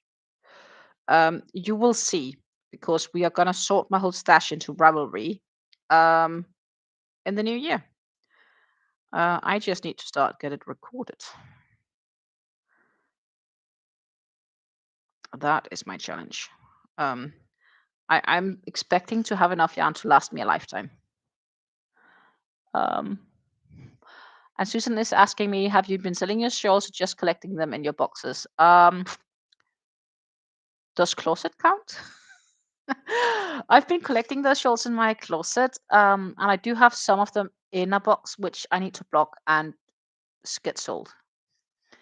Um, I do need to get mobile pay set up on my Danish phone. I'm probably gonna put them on some local groups in Denmark as well as here are some local crafting groups in the Netherlands, and see if they will go. And I am considering changing my shipping policy on my web shop to include free shipping if you purchase over a certain amount.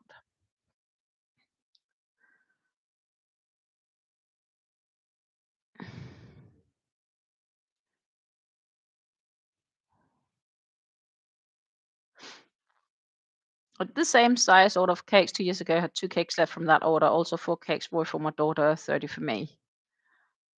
Um, Susan, yeah, I'm not sure if I mentioned that year before you joined the live.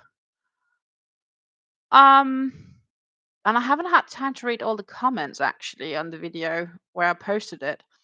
Um, but I do actually like the idea of maybe alternatively doing a cream or white or a light pink or something along those lines. So I am hardly I'm debating on it, but I want to check which twister solids slash wheel solids I have in my stash before I'm actually ordering anything, because it would feel like quite a waste if I had it in my stash, something that would work, instead of just ordering it for ordering it. Then I'd rather just, wait. And I know that it will eventually come on sale. Um, and then I'd just be patient for that. I also know myself well enough. And I know hubby well enough to know that they will eventually make a sale again. It may just be a month later or 2 months later before I can then start if I don't happen to have it in my stash. Um, but the part where it should be in my stash is probably something I can find out maybe tomorrow if work treats me well. I should have enough time and light available to do that,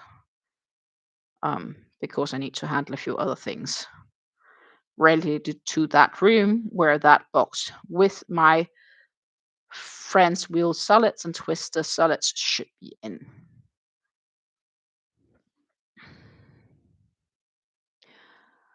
Revenant says, did you see the sweater Passionate Kelsey did over Vlogmas? I did. Which is, by the way, gorgeous looking in the sense of I like the colors. I'm not sure if the pattern is something for me. But the concept of the sweater is nice. It's just a shame she didn't make to finish it. But on the other side, if it was so warm at Christmas, I'm maybe quite sure she might almost be happy that it didn't finish, because that could have been a very, very warm Christmas day wearing that. But I feel a bit like this, me trying to finish up Fleur before New Year's, realizing now that's not going to happen. But I'm trying my best, and I'm still trying to get it finished as soon as possible after. Lisa started knitting a sweater on Boxing Day. Split for the sleeves that night. Nice. I still have that t-shirt I want to knit. And that t-shirt is with some Danish yarns. And it's way too complex for my knitting skills. My crochet skills is way much more complicated than those of my knitting. So I'll need to practice more of my knitting. So maybe before then I need to do the knitting projects mentioned. So I said I still have some millens from ice, just acrylic, boring red, that I'm gonna wrap up into hats. I will have leftovers still after that, but less. Need to decide what to do with those once we get there.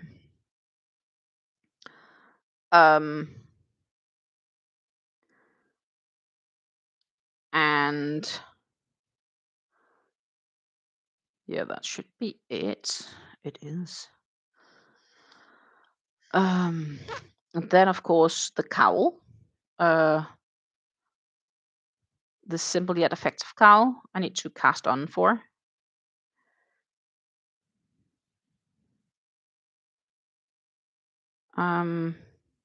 I'm not sure if the pattern said anything about. It just said cast on X amount of stitches. I do not believe it said how long. Oh yeah, it does. Oh, I need to read. How much is that? Finished measurements, blah blah blah. Needles, US size 6, which is 4mm needles, equaling either 16 or 32-inch circular needles, or as required to meet gauge. I don't know what gauge. Yeah, well, I should figure out the gauge, but I'm not really in the mood to make a gauge watch. But 32-inch. How much is 32 inches? Did I not have my... I did, it's here. Just a moment, ladies. 32 inches is 80. And 16 would be 40. Which means I'll probably just need my shortest of the long cables, which is like 60, plus tips. That's about 80 to make the big one, because we discussed that I should make the big one. Okay, cool. And I really should make a gauge watch, but honestly, it's a cowl. I'm not sure if I want to. 22 stitches and 28 rounds. Like, that's a lot of stitches back and forth, back and forth, back and forth. Just to find out if I make 4 inches by 4 inches. Mm-hmm. It feels like a waste. But I'm probably going to regret if I don't do it. Thoughts? It's a cowl. It's not like it's going to be a sweater to that. Like, for a sweater, definitely gauge watch. But for a cowl, like if it's a bit bigger, it's not too bad.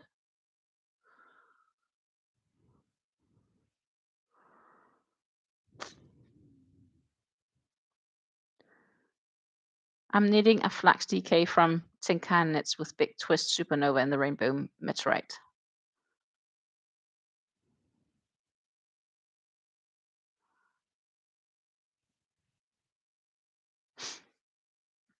You can use 16-inch circular needles, no gauge needed. Okay. But isn't the 16-inch like hats? Like, I want to make the large one of the two. Like the one you can twist twice. And I don't have DK weight yarn, it's more like sport weight.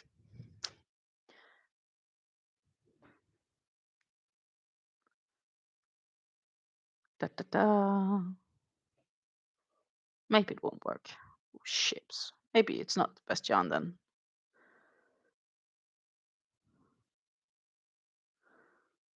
Ah, I'm missing a stitch here. I'm like, why is this looking so wrong? I missed a double crochet.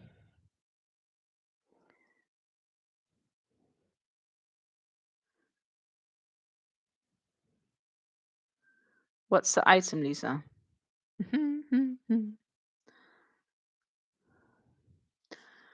Lisa started a knit cowl before Christmas. It's taking a holiday right now, but it is a laconic by Expression Fiber Arts. I'm using their Luster Sport in 3 shades of Dusty Road, pink and green. Nice. Susan, yes, I do have cable connectors. I do. Like,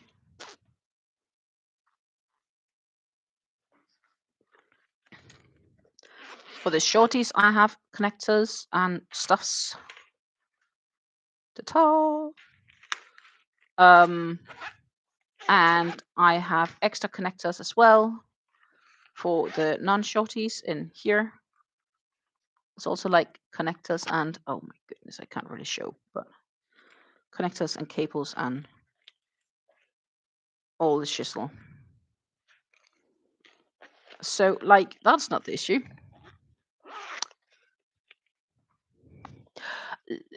Yes and no. I got I got different needles. I haven't used them yet. Oh, not this one side. Um, I got the Knit Pro Jet Door Cubics, which should be really nice for holding, especially if you later on get arthritis. And I do know I have like some issues here and there. Not that I'm feeling that old, by the way, but my body has a different opinion. Um, they should be really nice to hold on, and I really like the wood here. It's so gorgeous, wonderful. That's the shorty version of them. And then I have the regular sized ones,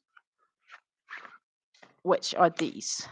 That's the regular length of the Jetor Knit Pro Jetors. And it's a full set, both of them. These ones were the ones I was wanting to buy this set around Black Friday, and they increased the price by like 30 euros for the set. Um, and then that weekend after Black Friday, they dumped the price below to the same price that I got. Like I saved 2 euros more, maybe 2 or 3 euros more compared to what I ended up paying when I bought them for my mom in the summer. Um, so they were, and I had a 10 euro off voucher as well, so I ended up paying maybe like 50 euros for them, a bit less, 48, 49 euros. And they're really, really nice. Like, oh, it's such a nice feeling. Genuinely.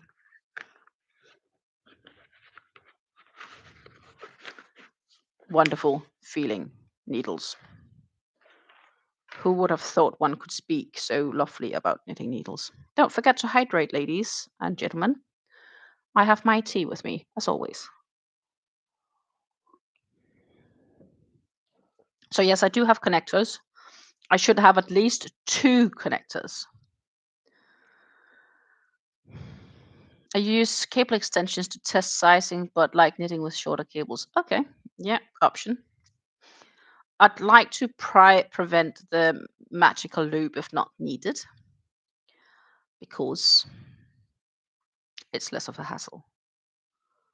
If not needed, let's see. I believe that is indeed true. Um,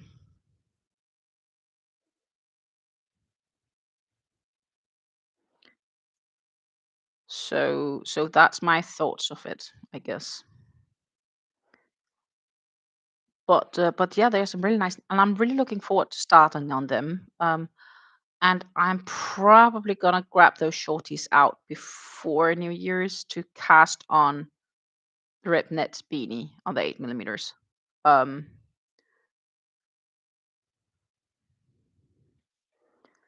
I think that's a plausibility.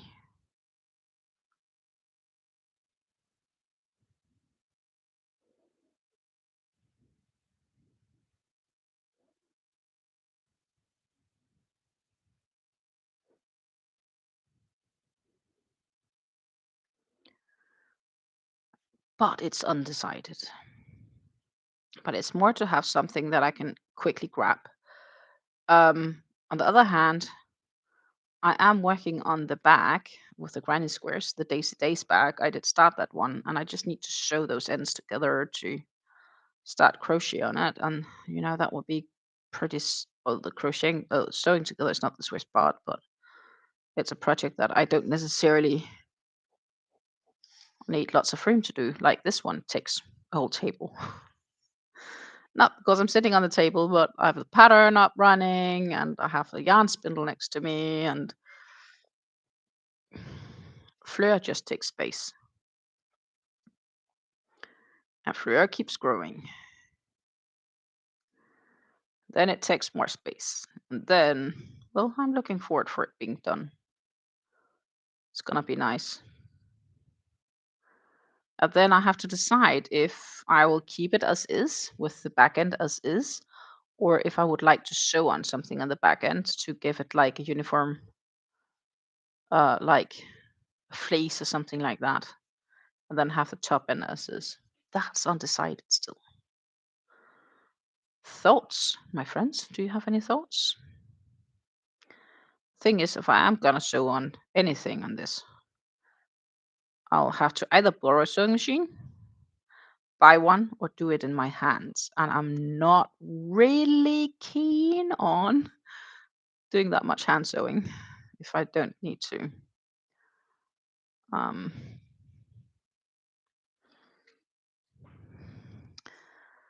Lisa says I had taught a set of tips. I don't have small enough ones for the ribbon, so on my sweater, so I had a set of Knit Pro carbons coming in 3 millimeters. That's nice. Good for socks as well. I know. I do believe my mum has the Knit Pro carbons as well for socks.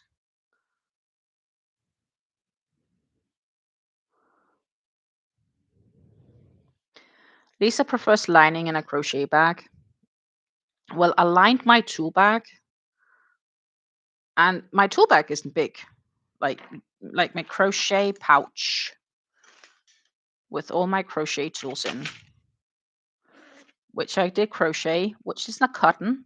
It's a little bit dirty, but it's a cotton. I made it about a year and a half ago. Now I think it must be a year and a half. Not last year in May, but the year before in May, so a year and a half. And I did line it. And my friends sewing the lining in my hand, sewing it into this bag. It took me 2 hours. And I'm not sure if I want to sit and sew for 2 hours if I don't have to. So if I ever go that direction, I definitely need to consider investing in a sewing machine. Or I need to go and visit my mom-in-law more often and use hers. I'm not really sure where it is right now. She's probably hidden it.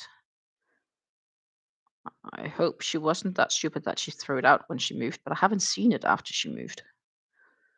But before, she also had a separate room where there was no issue with it being standing out all the time. She doesn't really have that room anymore. And, I'd love an extra room for that. But also, I'm not sure if we can afford moving to a bigger house. No, we can't. Well, I don't know if we can, but the problem is the house prices has also gone up. It's not the same as what they used to be.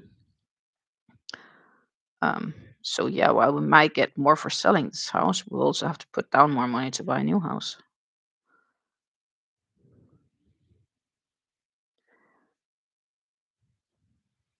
So we are staying. But I would have room for a sewing machine if I cleaned up my stash a bit. Or if I just cleaned up a bit and made room for it. I bought a vintage sewing machine from a thrift store, paid a whopping 35 and it works perfect. Oh, that's awesome. Here, secondhand sewing machines are going for outrageous prices. Genuinely crazy. Like, it's almost cheaper buying a new one. Like a new cheap one or something like that.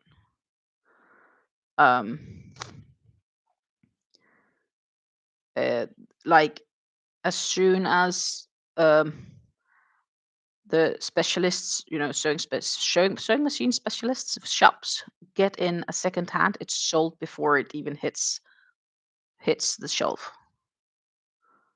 Like there's waiting lists on getting second-hand sewing machines. It's crazy. So I don't know if it's just gotten super popular to sew again yourself or whatnot. And I'm not sure if I would like to.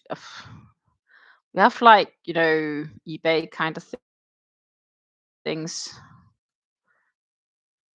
and I'm not sure if I would be trusting enough to buy one from that in the fear that it's not working. Because if it's not, then you'll pay a fortune to get it fixed, to get it working, and then you're actually not much off. Or you would have to be able to get one in your close area, and then maybe They have all of these cheap ones, but if you want like a really good one, you're quickly 100 plus euros or more.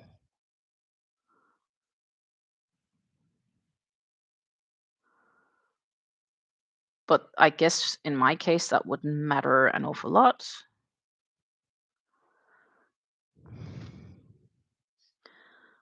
They do like, I do believe my mom-in-law has a Singer, if I'm not wrong. Mom also has one, but I don't think that's been used either since forever.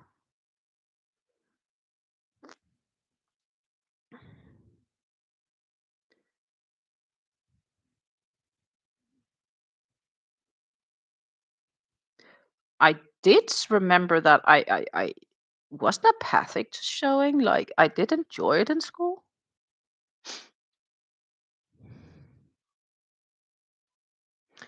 Yeah, that sounds crazy, but we had sewing class. Now I feel really old.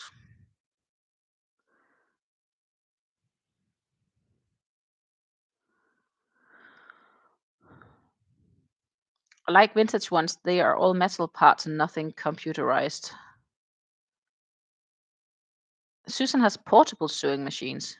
My favorite one is from 1980. Portable. Like handheld ones, you mean by portable? Or just like there's a handle and top and you can like move it around to different table? You know, like it's kind of like talking about cell phones, the old version of cell phones or mobile phones were like one big suitcase, right? So I'm just trying to grasp what type. Mine definitely is definitely not portable. I can't even lift it. It's in a case and I only get out when I want to use it. But either hubby or son has to get it out for me. It weighs a ton. That's though, it's quality, right? And Lee's also at sewing class in school, so it seems like you and me are, who knows, maybe equally old even. But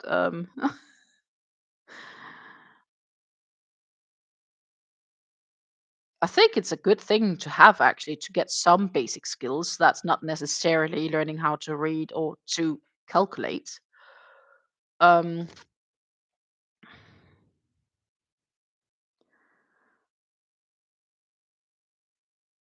I think being able to do some basic other skills is a good thing. Du-du-du. We also had cooking class and we had class for woodworks and stuff like that. It was only like 1 or 2 years and it was like 2 hours a week or something like that. Um, but sometimes it was actually quite enjoyable because it was not necessarily math or language or whatever.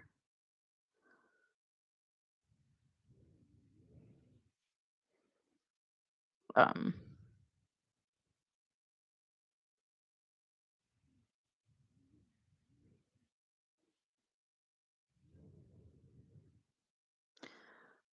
do. Halfway through the side, and guess what? At the end of the side, we are going back to green because that would be the last of the side. Absolutely wonderful.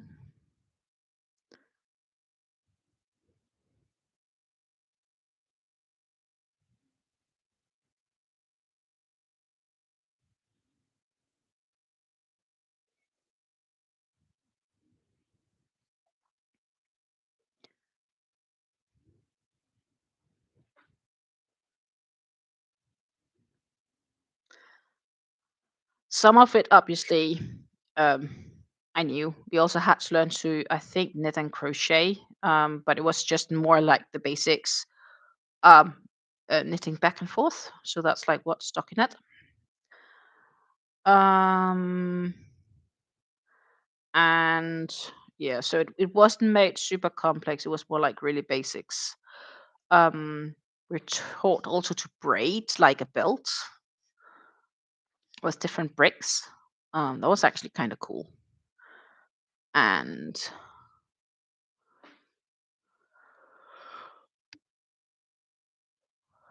What did we end up sewing?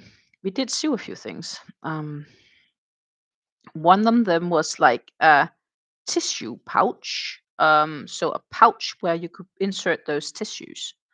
So it would be like, like it would be a nice holder for your tissues. And I think maybe a tiny wallet or something like that.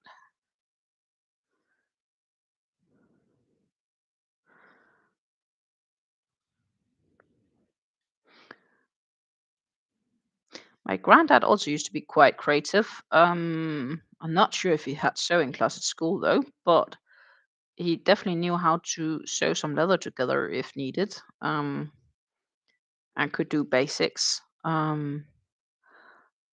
Because I also know that he once made his own wallet from leather, a bit of a basic wallet, but it was functional. And bottom line is, it has to be functional, right? Then it's approved. Um,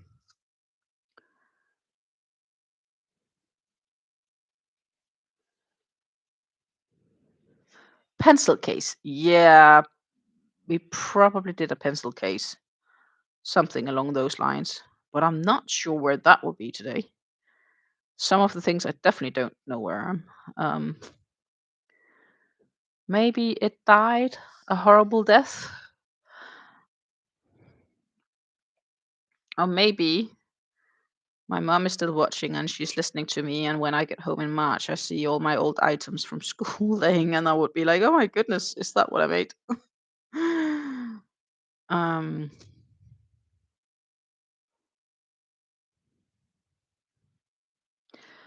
the lining I had of that crocheted pouch I have for my hooks. I still have more left of that upstairs, so I could do it. But for that, if I would go that direction, I would most definitely want a knitting machine to be able to make and insert lining. I don't think I would permanently want to sew stuff um, like that.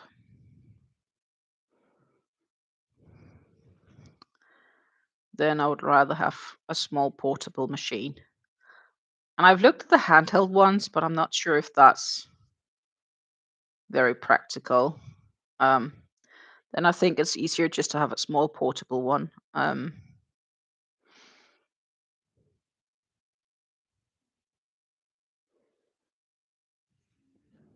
these days, they also come in smaller sizes than what they once were, but that's just going to be like a bunch of plastic, I think. And then I'm not really sure if that's going to last long enough. Like, I think it's no more than a week ago in the Aldi store, they had a miniature one for like 25 euros. Looked like a real sewing machine, but it was maybe only like this big. So imagine that being, I don't know,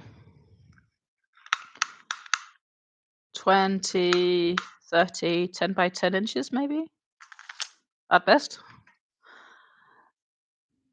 And I'm not really sure if that's that sturdy. So what would one then do? Would one buy it and then figure out that you need a bigger one and then end up buying that instead? Um, I also see lots of secondhand sewing machines.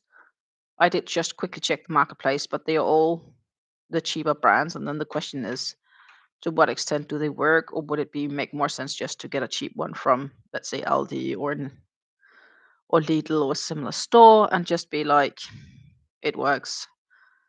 I don't know what would make more sense. It also feels wasteful to spend 500 euros on a solid sewing machine if I'm only going to use it once every so often, right?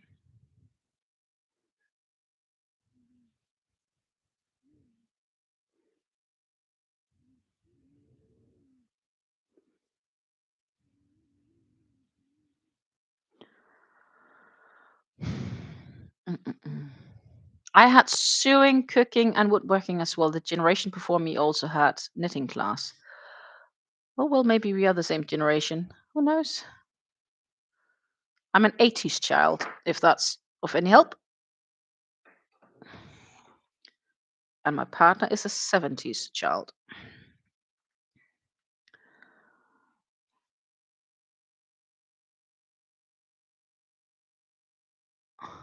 Pencil case with zipper pajama pants and a hoodie. I'm impressed about the hoodie. My antique spinning wheel is out of rehab and is back home. Wonderful, Lisa. And oh, we are the same generation. I'm actually more looking forward to hear when you're back from Spain to hear if you actually found one of those Cartier stores that we spoke about. And then I can get to see how jealous I can be by looking at my pan and saying, "Honey, we need to go back and see see the church, the what is it named again? I should know. The Church of Gaudi, Sagrada de Familia." There it was. Sometimes I just need to Google and you get popped up because it should be finished. I think next year or the year after. It's almost finished.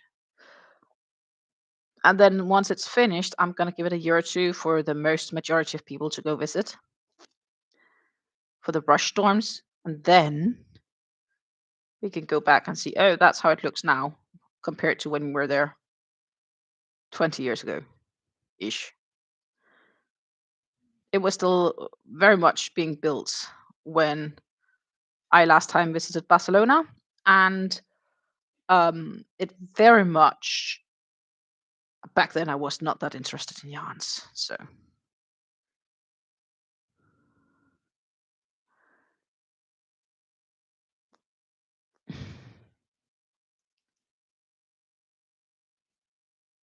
update on the Spain situation. We had to change our accommodation in Barcelona. We are now staying within a 5-minute walk from Sagrada de Familia. Ooh, not bad. We also stayed 5 minutes walk from them on the northern side, I think. It's a quite nice place. Um,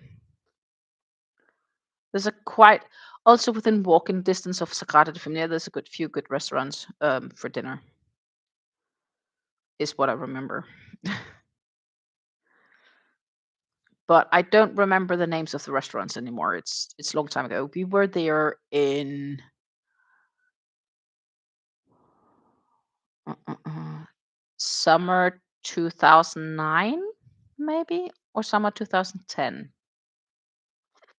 No, 2009. 2009.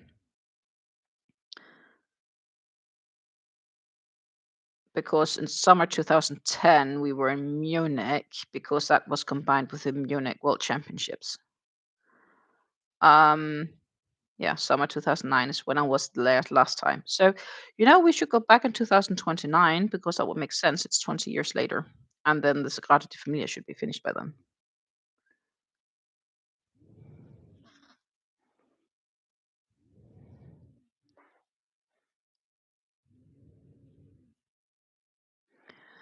Atlas recommends try to make it when the Barcelona Knit Festival happens. I didn't even know they had a knit festival. Well, my partner would like kill me and be like, "Why are we going here?" Instead, I should bring my mom, though my dad would die if my mom isn't anywhere close. When my mom got admitted to the hospital for the first time back in February this year, almost last year, it's almost a year ago, he was completely beside himself. And my mom explained that was because it was the first time he was sleeping without mom in the near proximity um, since that I got born. Because since I was born with a cesarean, he didn't sleep next to her then. But he's always been used to being in the same house ever since, which is kind of cute, but I get the concerns. Barcelona Knit Festival 2026. Well, it is the 8th edition in 2025, and that was in November. I did not know that they had a knits festival, but that's kind of cute. Cool. I didn't know that.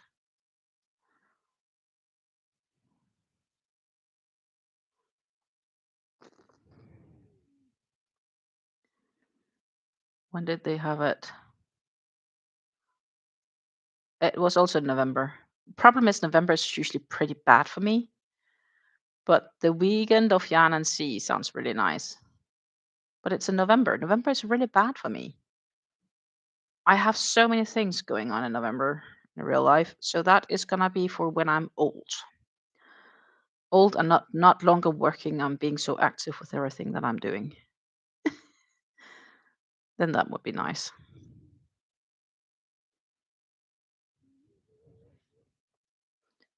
Yeah, Lisa's sitting there in February, so that's also not gonna be. But it sounds cool though.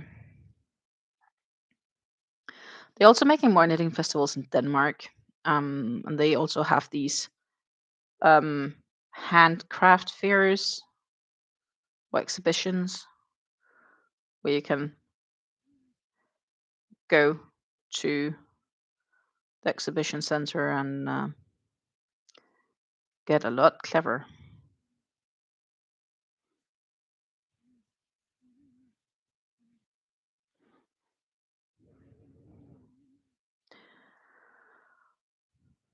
Lisa says, can only travel in January and February. The rest of the year is too busy. Yeah, with your construction work over there, definitely.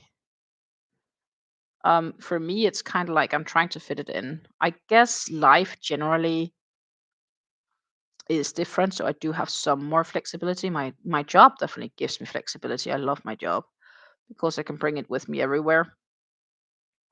But I'm not really sitting and waiting on the thought of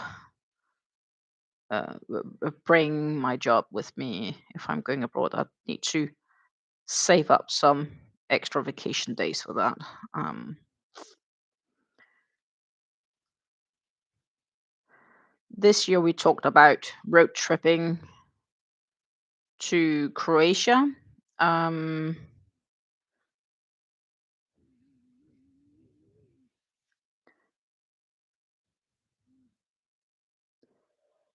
and that got postponed, so that's probably what we're doing next year. So,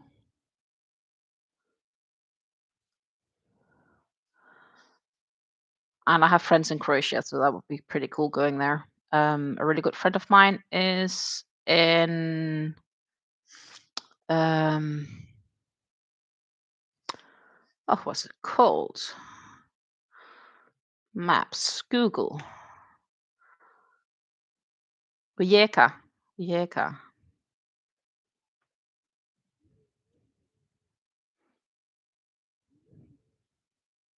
not Zagreb. She's in Rijeka.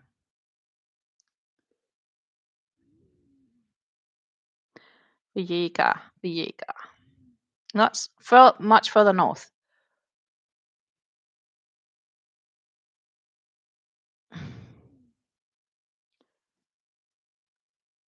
But she's in Rijeka. So that's in the northern parts. Um, so we will definitely go there, and she's also gonna be helping us planning um, what we want to do, and that's probably gonna be like September-ish because then it should still be warm but less tourists based on the advice. And we don't necessarily need to go in high season because we both have a job where we can go outside of season. We don't get specific set holidays with except for the national ones, obviously. But you only have so many holidays. So that's the downside. Uh, 4, 6, 8, 10.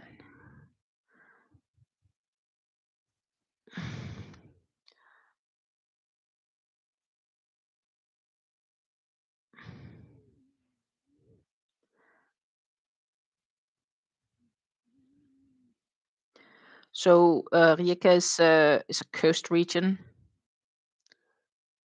and or it is at the coast, and it's up the northern part. I think it's probably like an hour drive from Slovenia.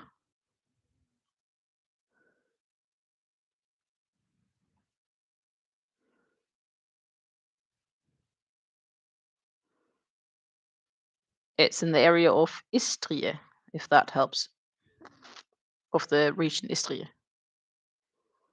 I believe that's what it's called.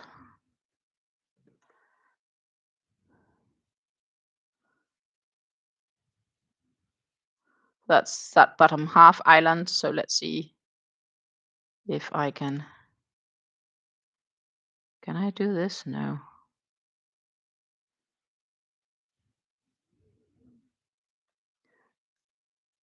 We'll need to do like this. And like, we'll share screen again because we are getting this. This, my friends, is so. Let's zoom out. I'm all the way up here. Parents are all the way up here. But we want to go here in Croatia. Croatia is a big country, actually. And this is the island of a peninsula of Istria. And Rijeka is here. Zagreb is up here. You have Split here, Dubrovnik down here. And that's where you would think of locations where they filmed like Game of Thrones, etc. Would we drive that far south? I don't know. But we're definitely going to Rijeka area because that is where my friends. She lives here.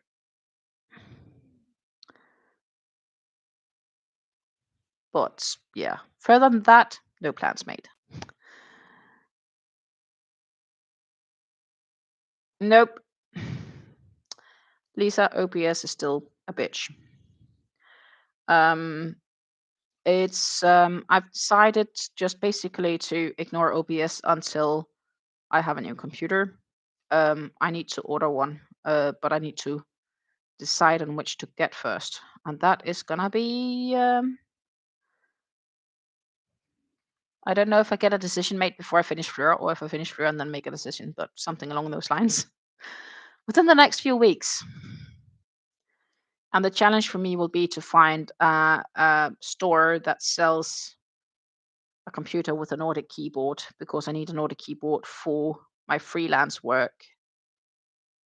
And just because it's nice to have a Nordic keyboard when you're Danish, because a Nordic keyboard looks a lot different than the regular one.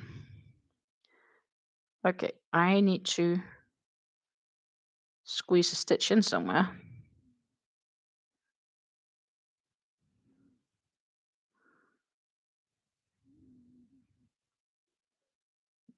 That will probably be there.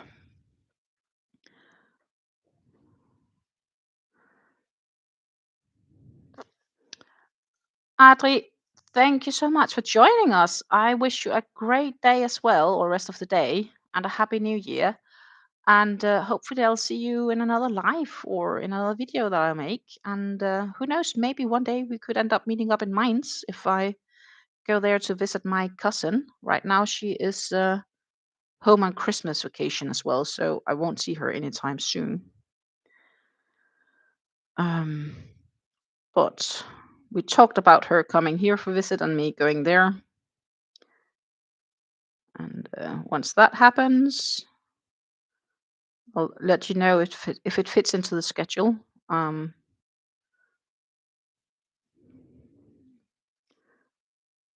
Then take care.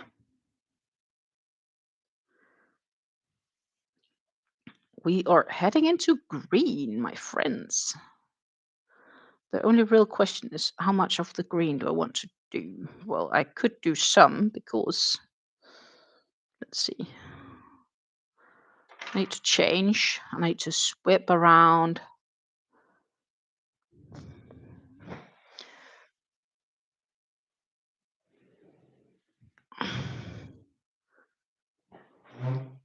Yeah, this blanket has really gotten out of proportions.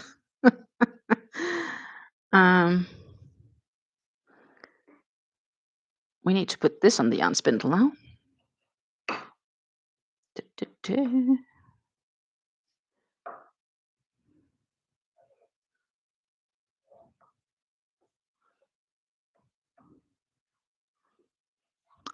Ta-ta!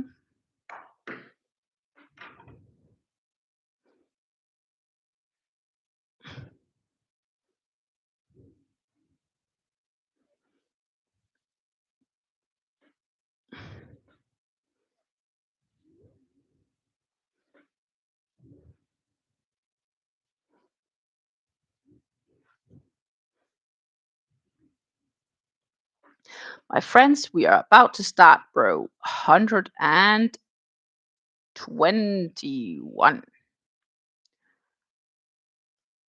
Hallelujah. Which means there is only 100, well, 129 is total, huh? We don't have that far to go.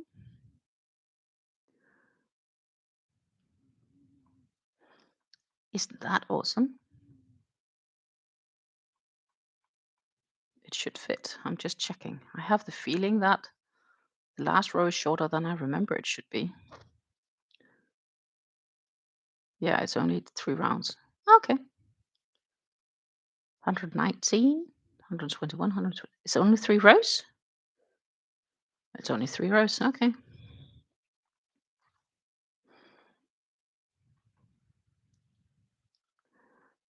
I felt I had much more rows to go, but I don't. Cool. Sure. Shoot. Lisa says she needs an opinion. Shoot away. Shoot away.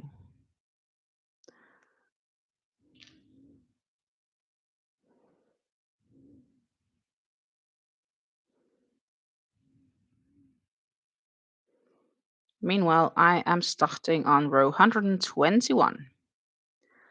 I really thought I was going to make 4 rows of green, but it appears I'm not. And that surprised me. Okay, and I need to make 1 more for the corner. But that is 1 of the 3. So the downside, of course, by beginning a new row right now is that I really need to focus to be able to not make mistakes. So if we will reach to finish this one side before we finish, I don't think so. Maybe we get to the middle, then I'm happy. Okay, I'm going to start a Leon Hexicati today, and I get it ready as my travel project. I have 2 cakes of Sultan Deluxe and Imperial Purple that I'm going to use. Should I start from the outside or inside? Imperial Purple. I'm gonna go to hobby side because I do not remember out of my head if which is either or.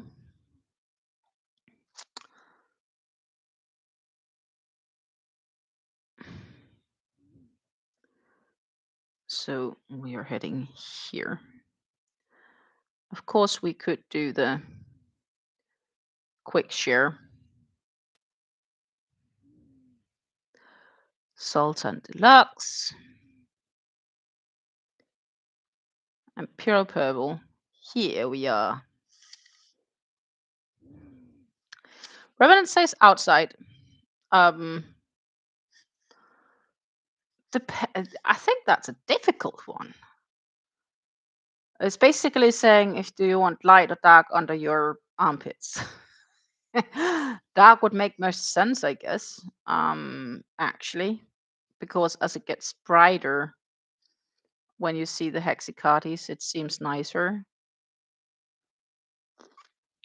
But I'm not really sure if that's the right answer. On the other hand, if you have 2, and you have 4 of them, you could make 1 of each. And you can keep the one you like the best and give away the one you like the least. I'm not sure. Like, it would be easier if you would have, like, let's say the just say this one, for example, because it's like 1 color and it goes lighter like this. I would definitely say start with the blue and end with the white. But this one, I'm not sure. But maybe I would still say start with the dark and end on the lighter tones. That might make most sense.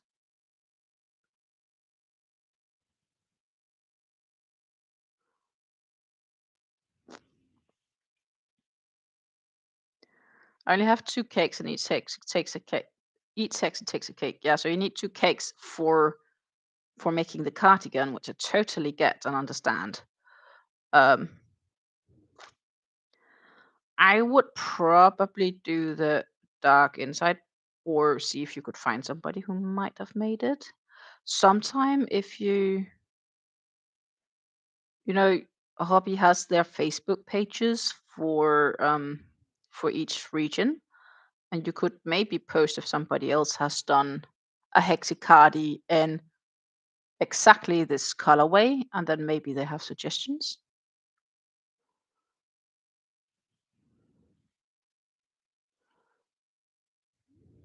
Susan says start on the inside. Yeah, well, looking at this pattern, because we talked about that one before, I would say start on the inside actually.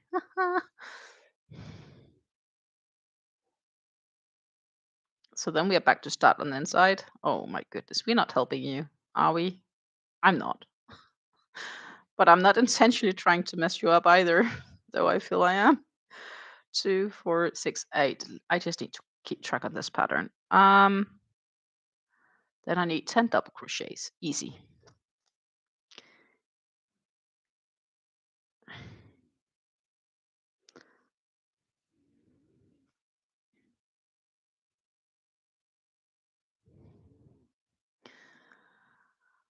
Revenant says I was not paying attention to any of what I was doing, and I did an entire extra round of the macaw center of the square, supposed to be 6 rounds of macaw and then 2 row of the white.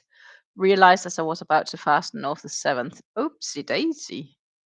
I would say good that you caught that one in time. Try imagine if you had weave it in the ends and then had to frog.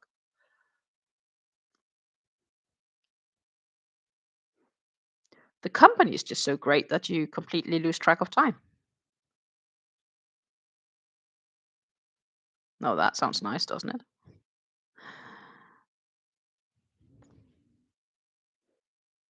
Yeah, most of the Ravelry photos indeed show the light color in the center. I think I also bookmarked this one. Yeah, I did. It's in my favorites. And yes, I do want to make it one day.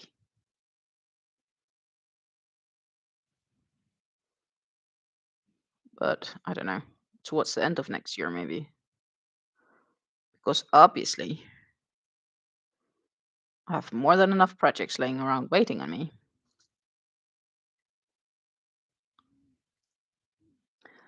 First of all, we'll finish off this one. It would be really nice to have this one done and dusted.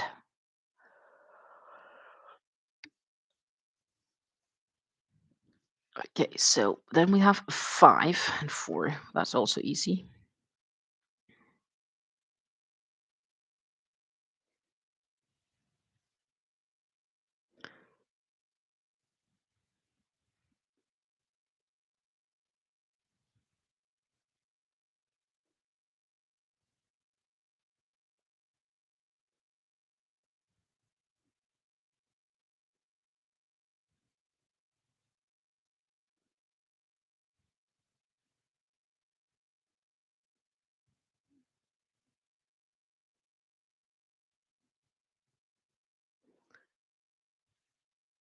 And then we'll have another 4 and another 5. Oh my goodness, this goes smooth sailing.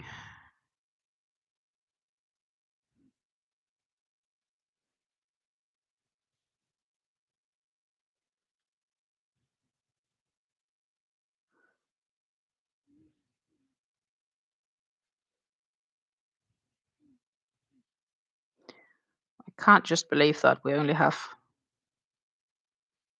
3 rows of this green. I'm tempted to make a 4th.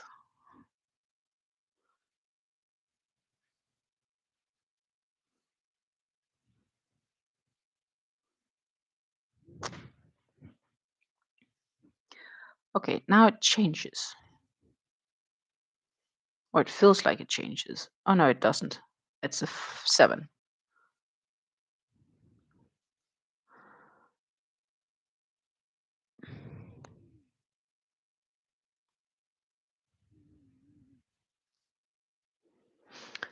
This is leaning to start the inside.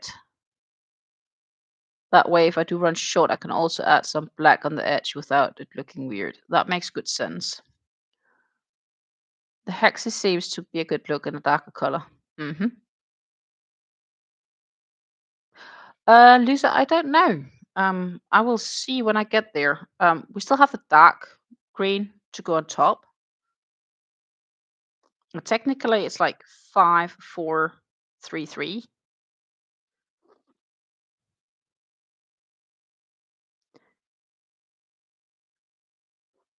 It's gonna be funky with a row like this on the edge, but that's just how it's gonna be.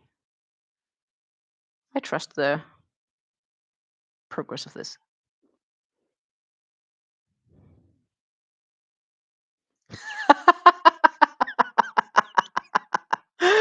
Robin is so nice to quote me, Stina. I want to get this blanket done in the next couple of days. Well, it's gonna be like probably next week, just to be realistic, right? And then also, Stina, let me add an extra row of each color. Well, not saying I wanted to add a row of each. I'm just debating if I did shorten teal because I changed the rows around. That felt so weird. This French navy was only to be 4 rows, and then this teal to be 5. But it's gotten fewer and fewer rows as we get further and further out. Now we're at 4, but apparently this one is already just 3. So it's going to be like 5, 4, 3, which is kind of okay-ish, because it would feel weird to do 5, 4, 4, 2. And I'm not sure how to add extra rows. So I should just follow the pattern. The only change I did was the French navy versus the teal. That's the only change I made. And that technically didn't change anything. It just changed when, and I had enough yarn to do it. Which leaves me more or left with teal than now with the navy, but that doesn't matter much. And those leftovers, I'm probably gonna bunch all together and make like chunky rib knit beanies with different color changes whenever spontaneously they happen. And yeah.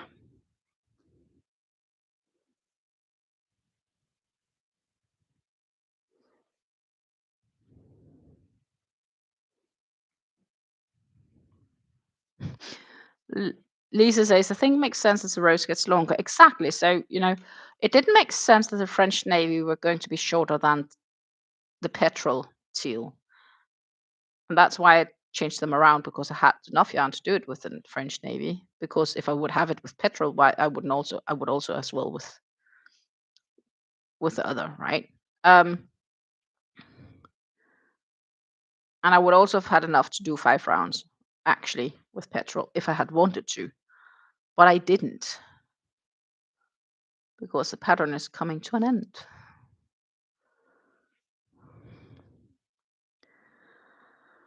The pattern is slowly coming to an end. So the real question here is, do I just keep like this? So I just did 5, 4, 4, 5,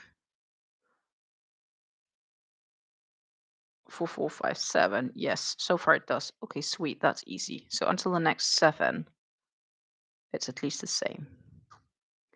I just need something to like for the following of the pattern, right? It needs to be not too complicated.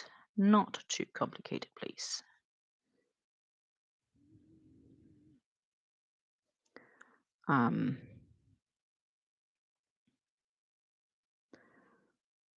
But yeah, it does make sense if it's only 3. But it would make really weird sense if I did. So if I do 5, 4, 3, 3, it's kind of okay. But it would be really weird if I did 5, 4, 4, 2. Because else I need to figure out how to add extra rows without a pattern and just do it, which would be really weird. But guess what, mates? I'm so close. It's like 9 rows left. Done. Just 9 rows. Which is going to be like a row a day. Bit more this weekend, next weekend. January 1st, I probably have time to crochet a bit extra because I don't have to work. It's a holiday.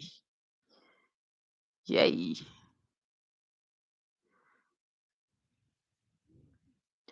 You're heading back to the Monty Python. Always look on the bright side of life.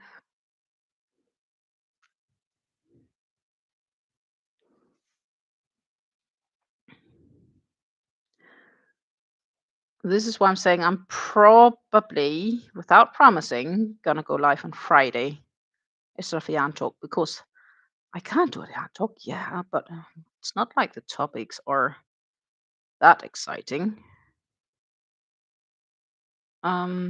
Because it's just kind of been the same. Um,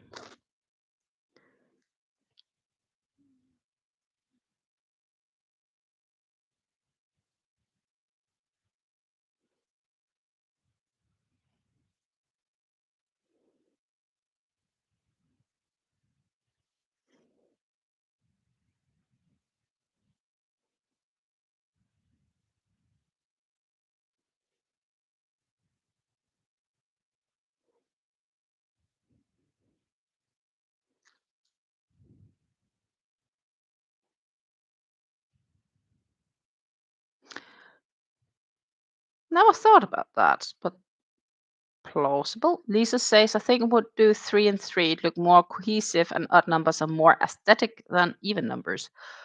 I didn't never thought of the aestheticness of uneven numbers or odd numbers. Hmm.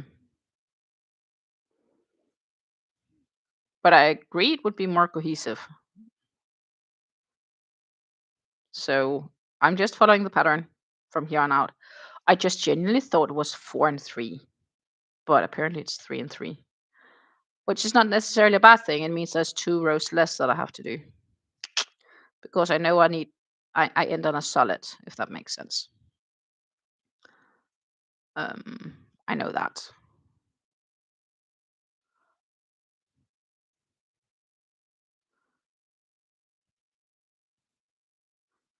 So I'm just 2 rows closer to home, which technically I'm not.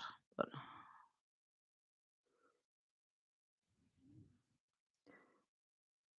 and am I gonna work on this on New Year's Eve? Maybe. No guarantee. I might end up casting on for something else because we are getting visitors, and then this has to be when we're not having visitors.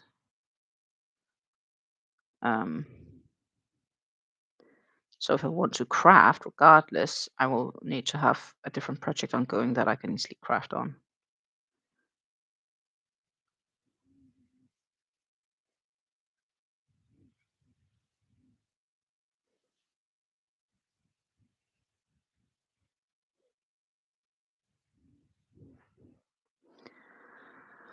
Now, the real question is, what are we doing here in the center? What it's 7, 5. It really almost looks like it's not completely the same, so I do need to pay a little attention. So that's 7, 5, 4, 4. I need 5, 4, 5.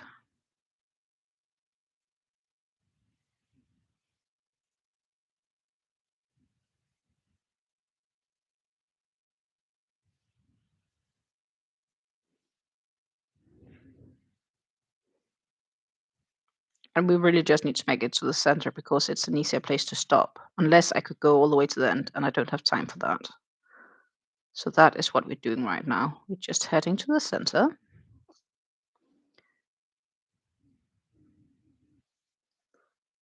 Because the other side then is opposite, mirrored. That is the easy bit. So that is 5. And then we need to do 4, 4, 3, 4. Okay, sweet. It's actually really easy, this one, this row. So at the very beginning of the row, it's different, and then in the center, it's different, but it's like a few stitches, and then everything in between is just mirrored of the previous row, which makes it really easy because the counting you need is minimum.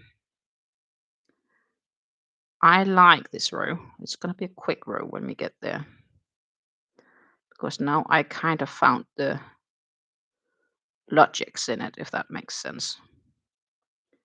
So this, my friends, is the center.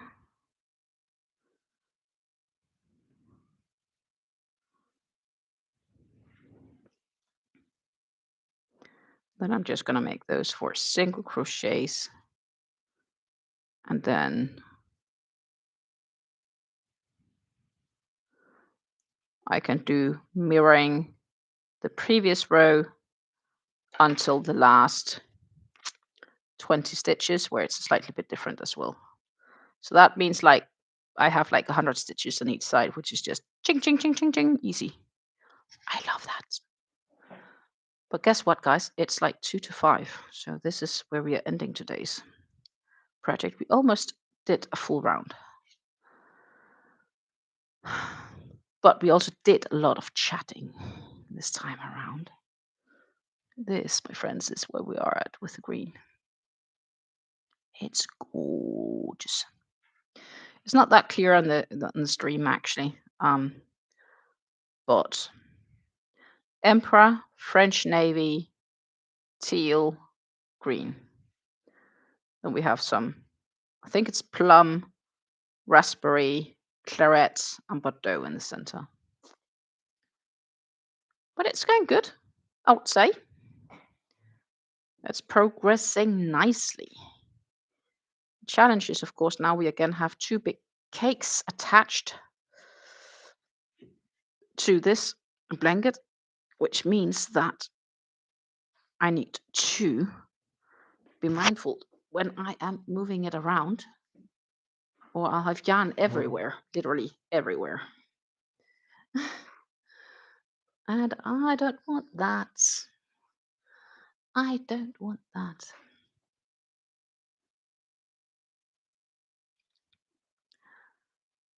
If you think of a bouquet of flowers, they're generally in either 1, 3, or 6.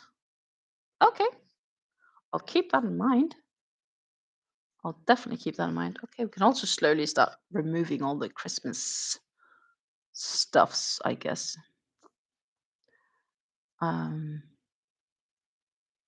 Should turn on the lights behind me. But yeah, it's 5 p.m. I am basically slowly going to be ending this stream here because I have to cook some dinner and I have an appointment in about an hour from now, so I can't really be too late for that. So basically, I'm going to say thank you so much for watching. If you have watched the stream from the very beginning to the end, if everything goes well, I will be live with you guys on Friday. And if it does not happen, I will post something on my community page. But I'm thinking that I'm going to be live rather than doing a weekly yarn talk video. So thank you so much for watching. Take care and happy crafting. Until I see you again. Bye. Love you all.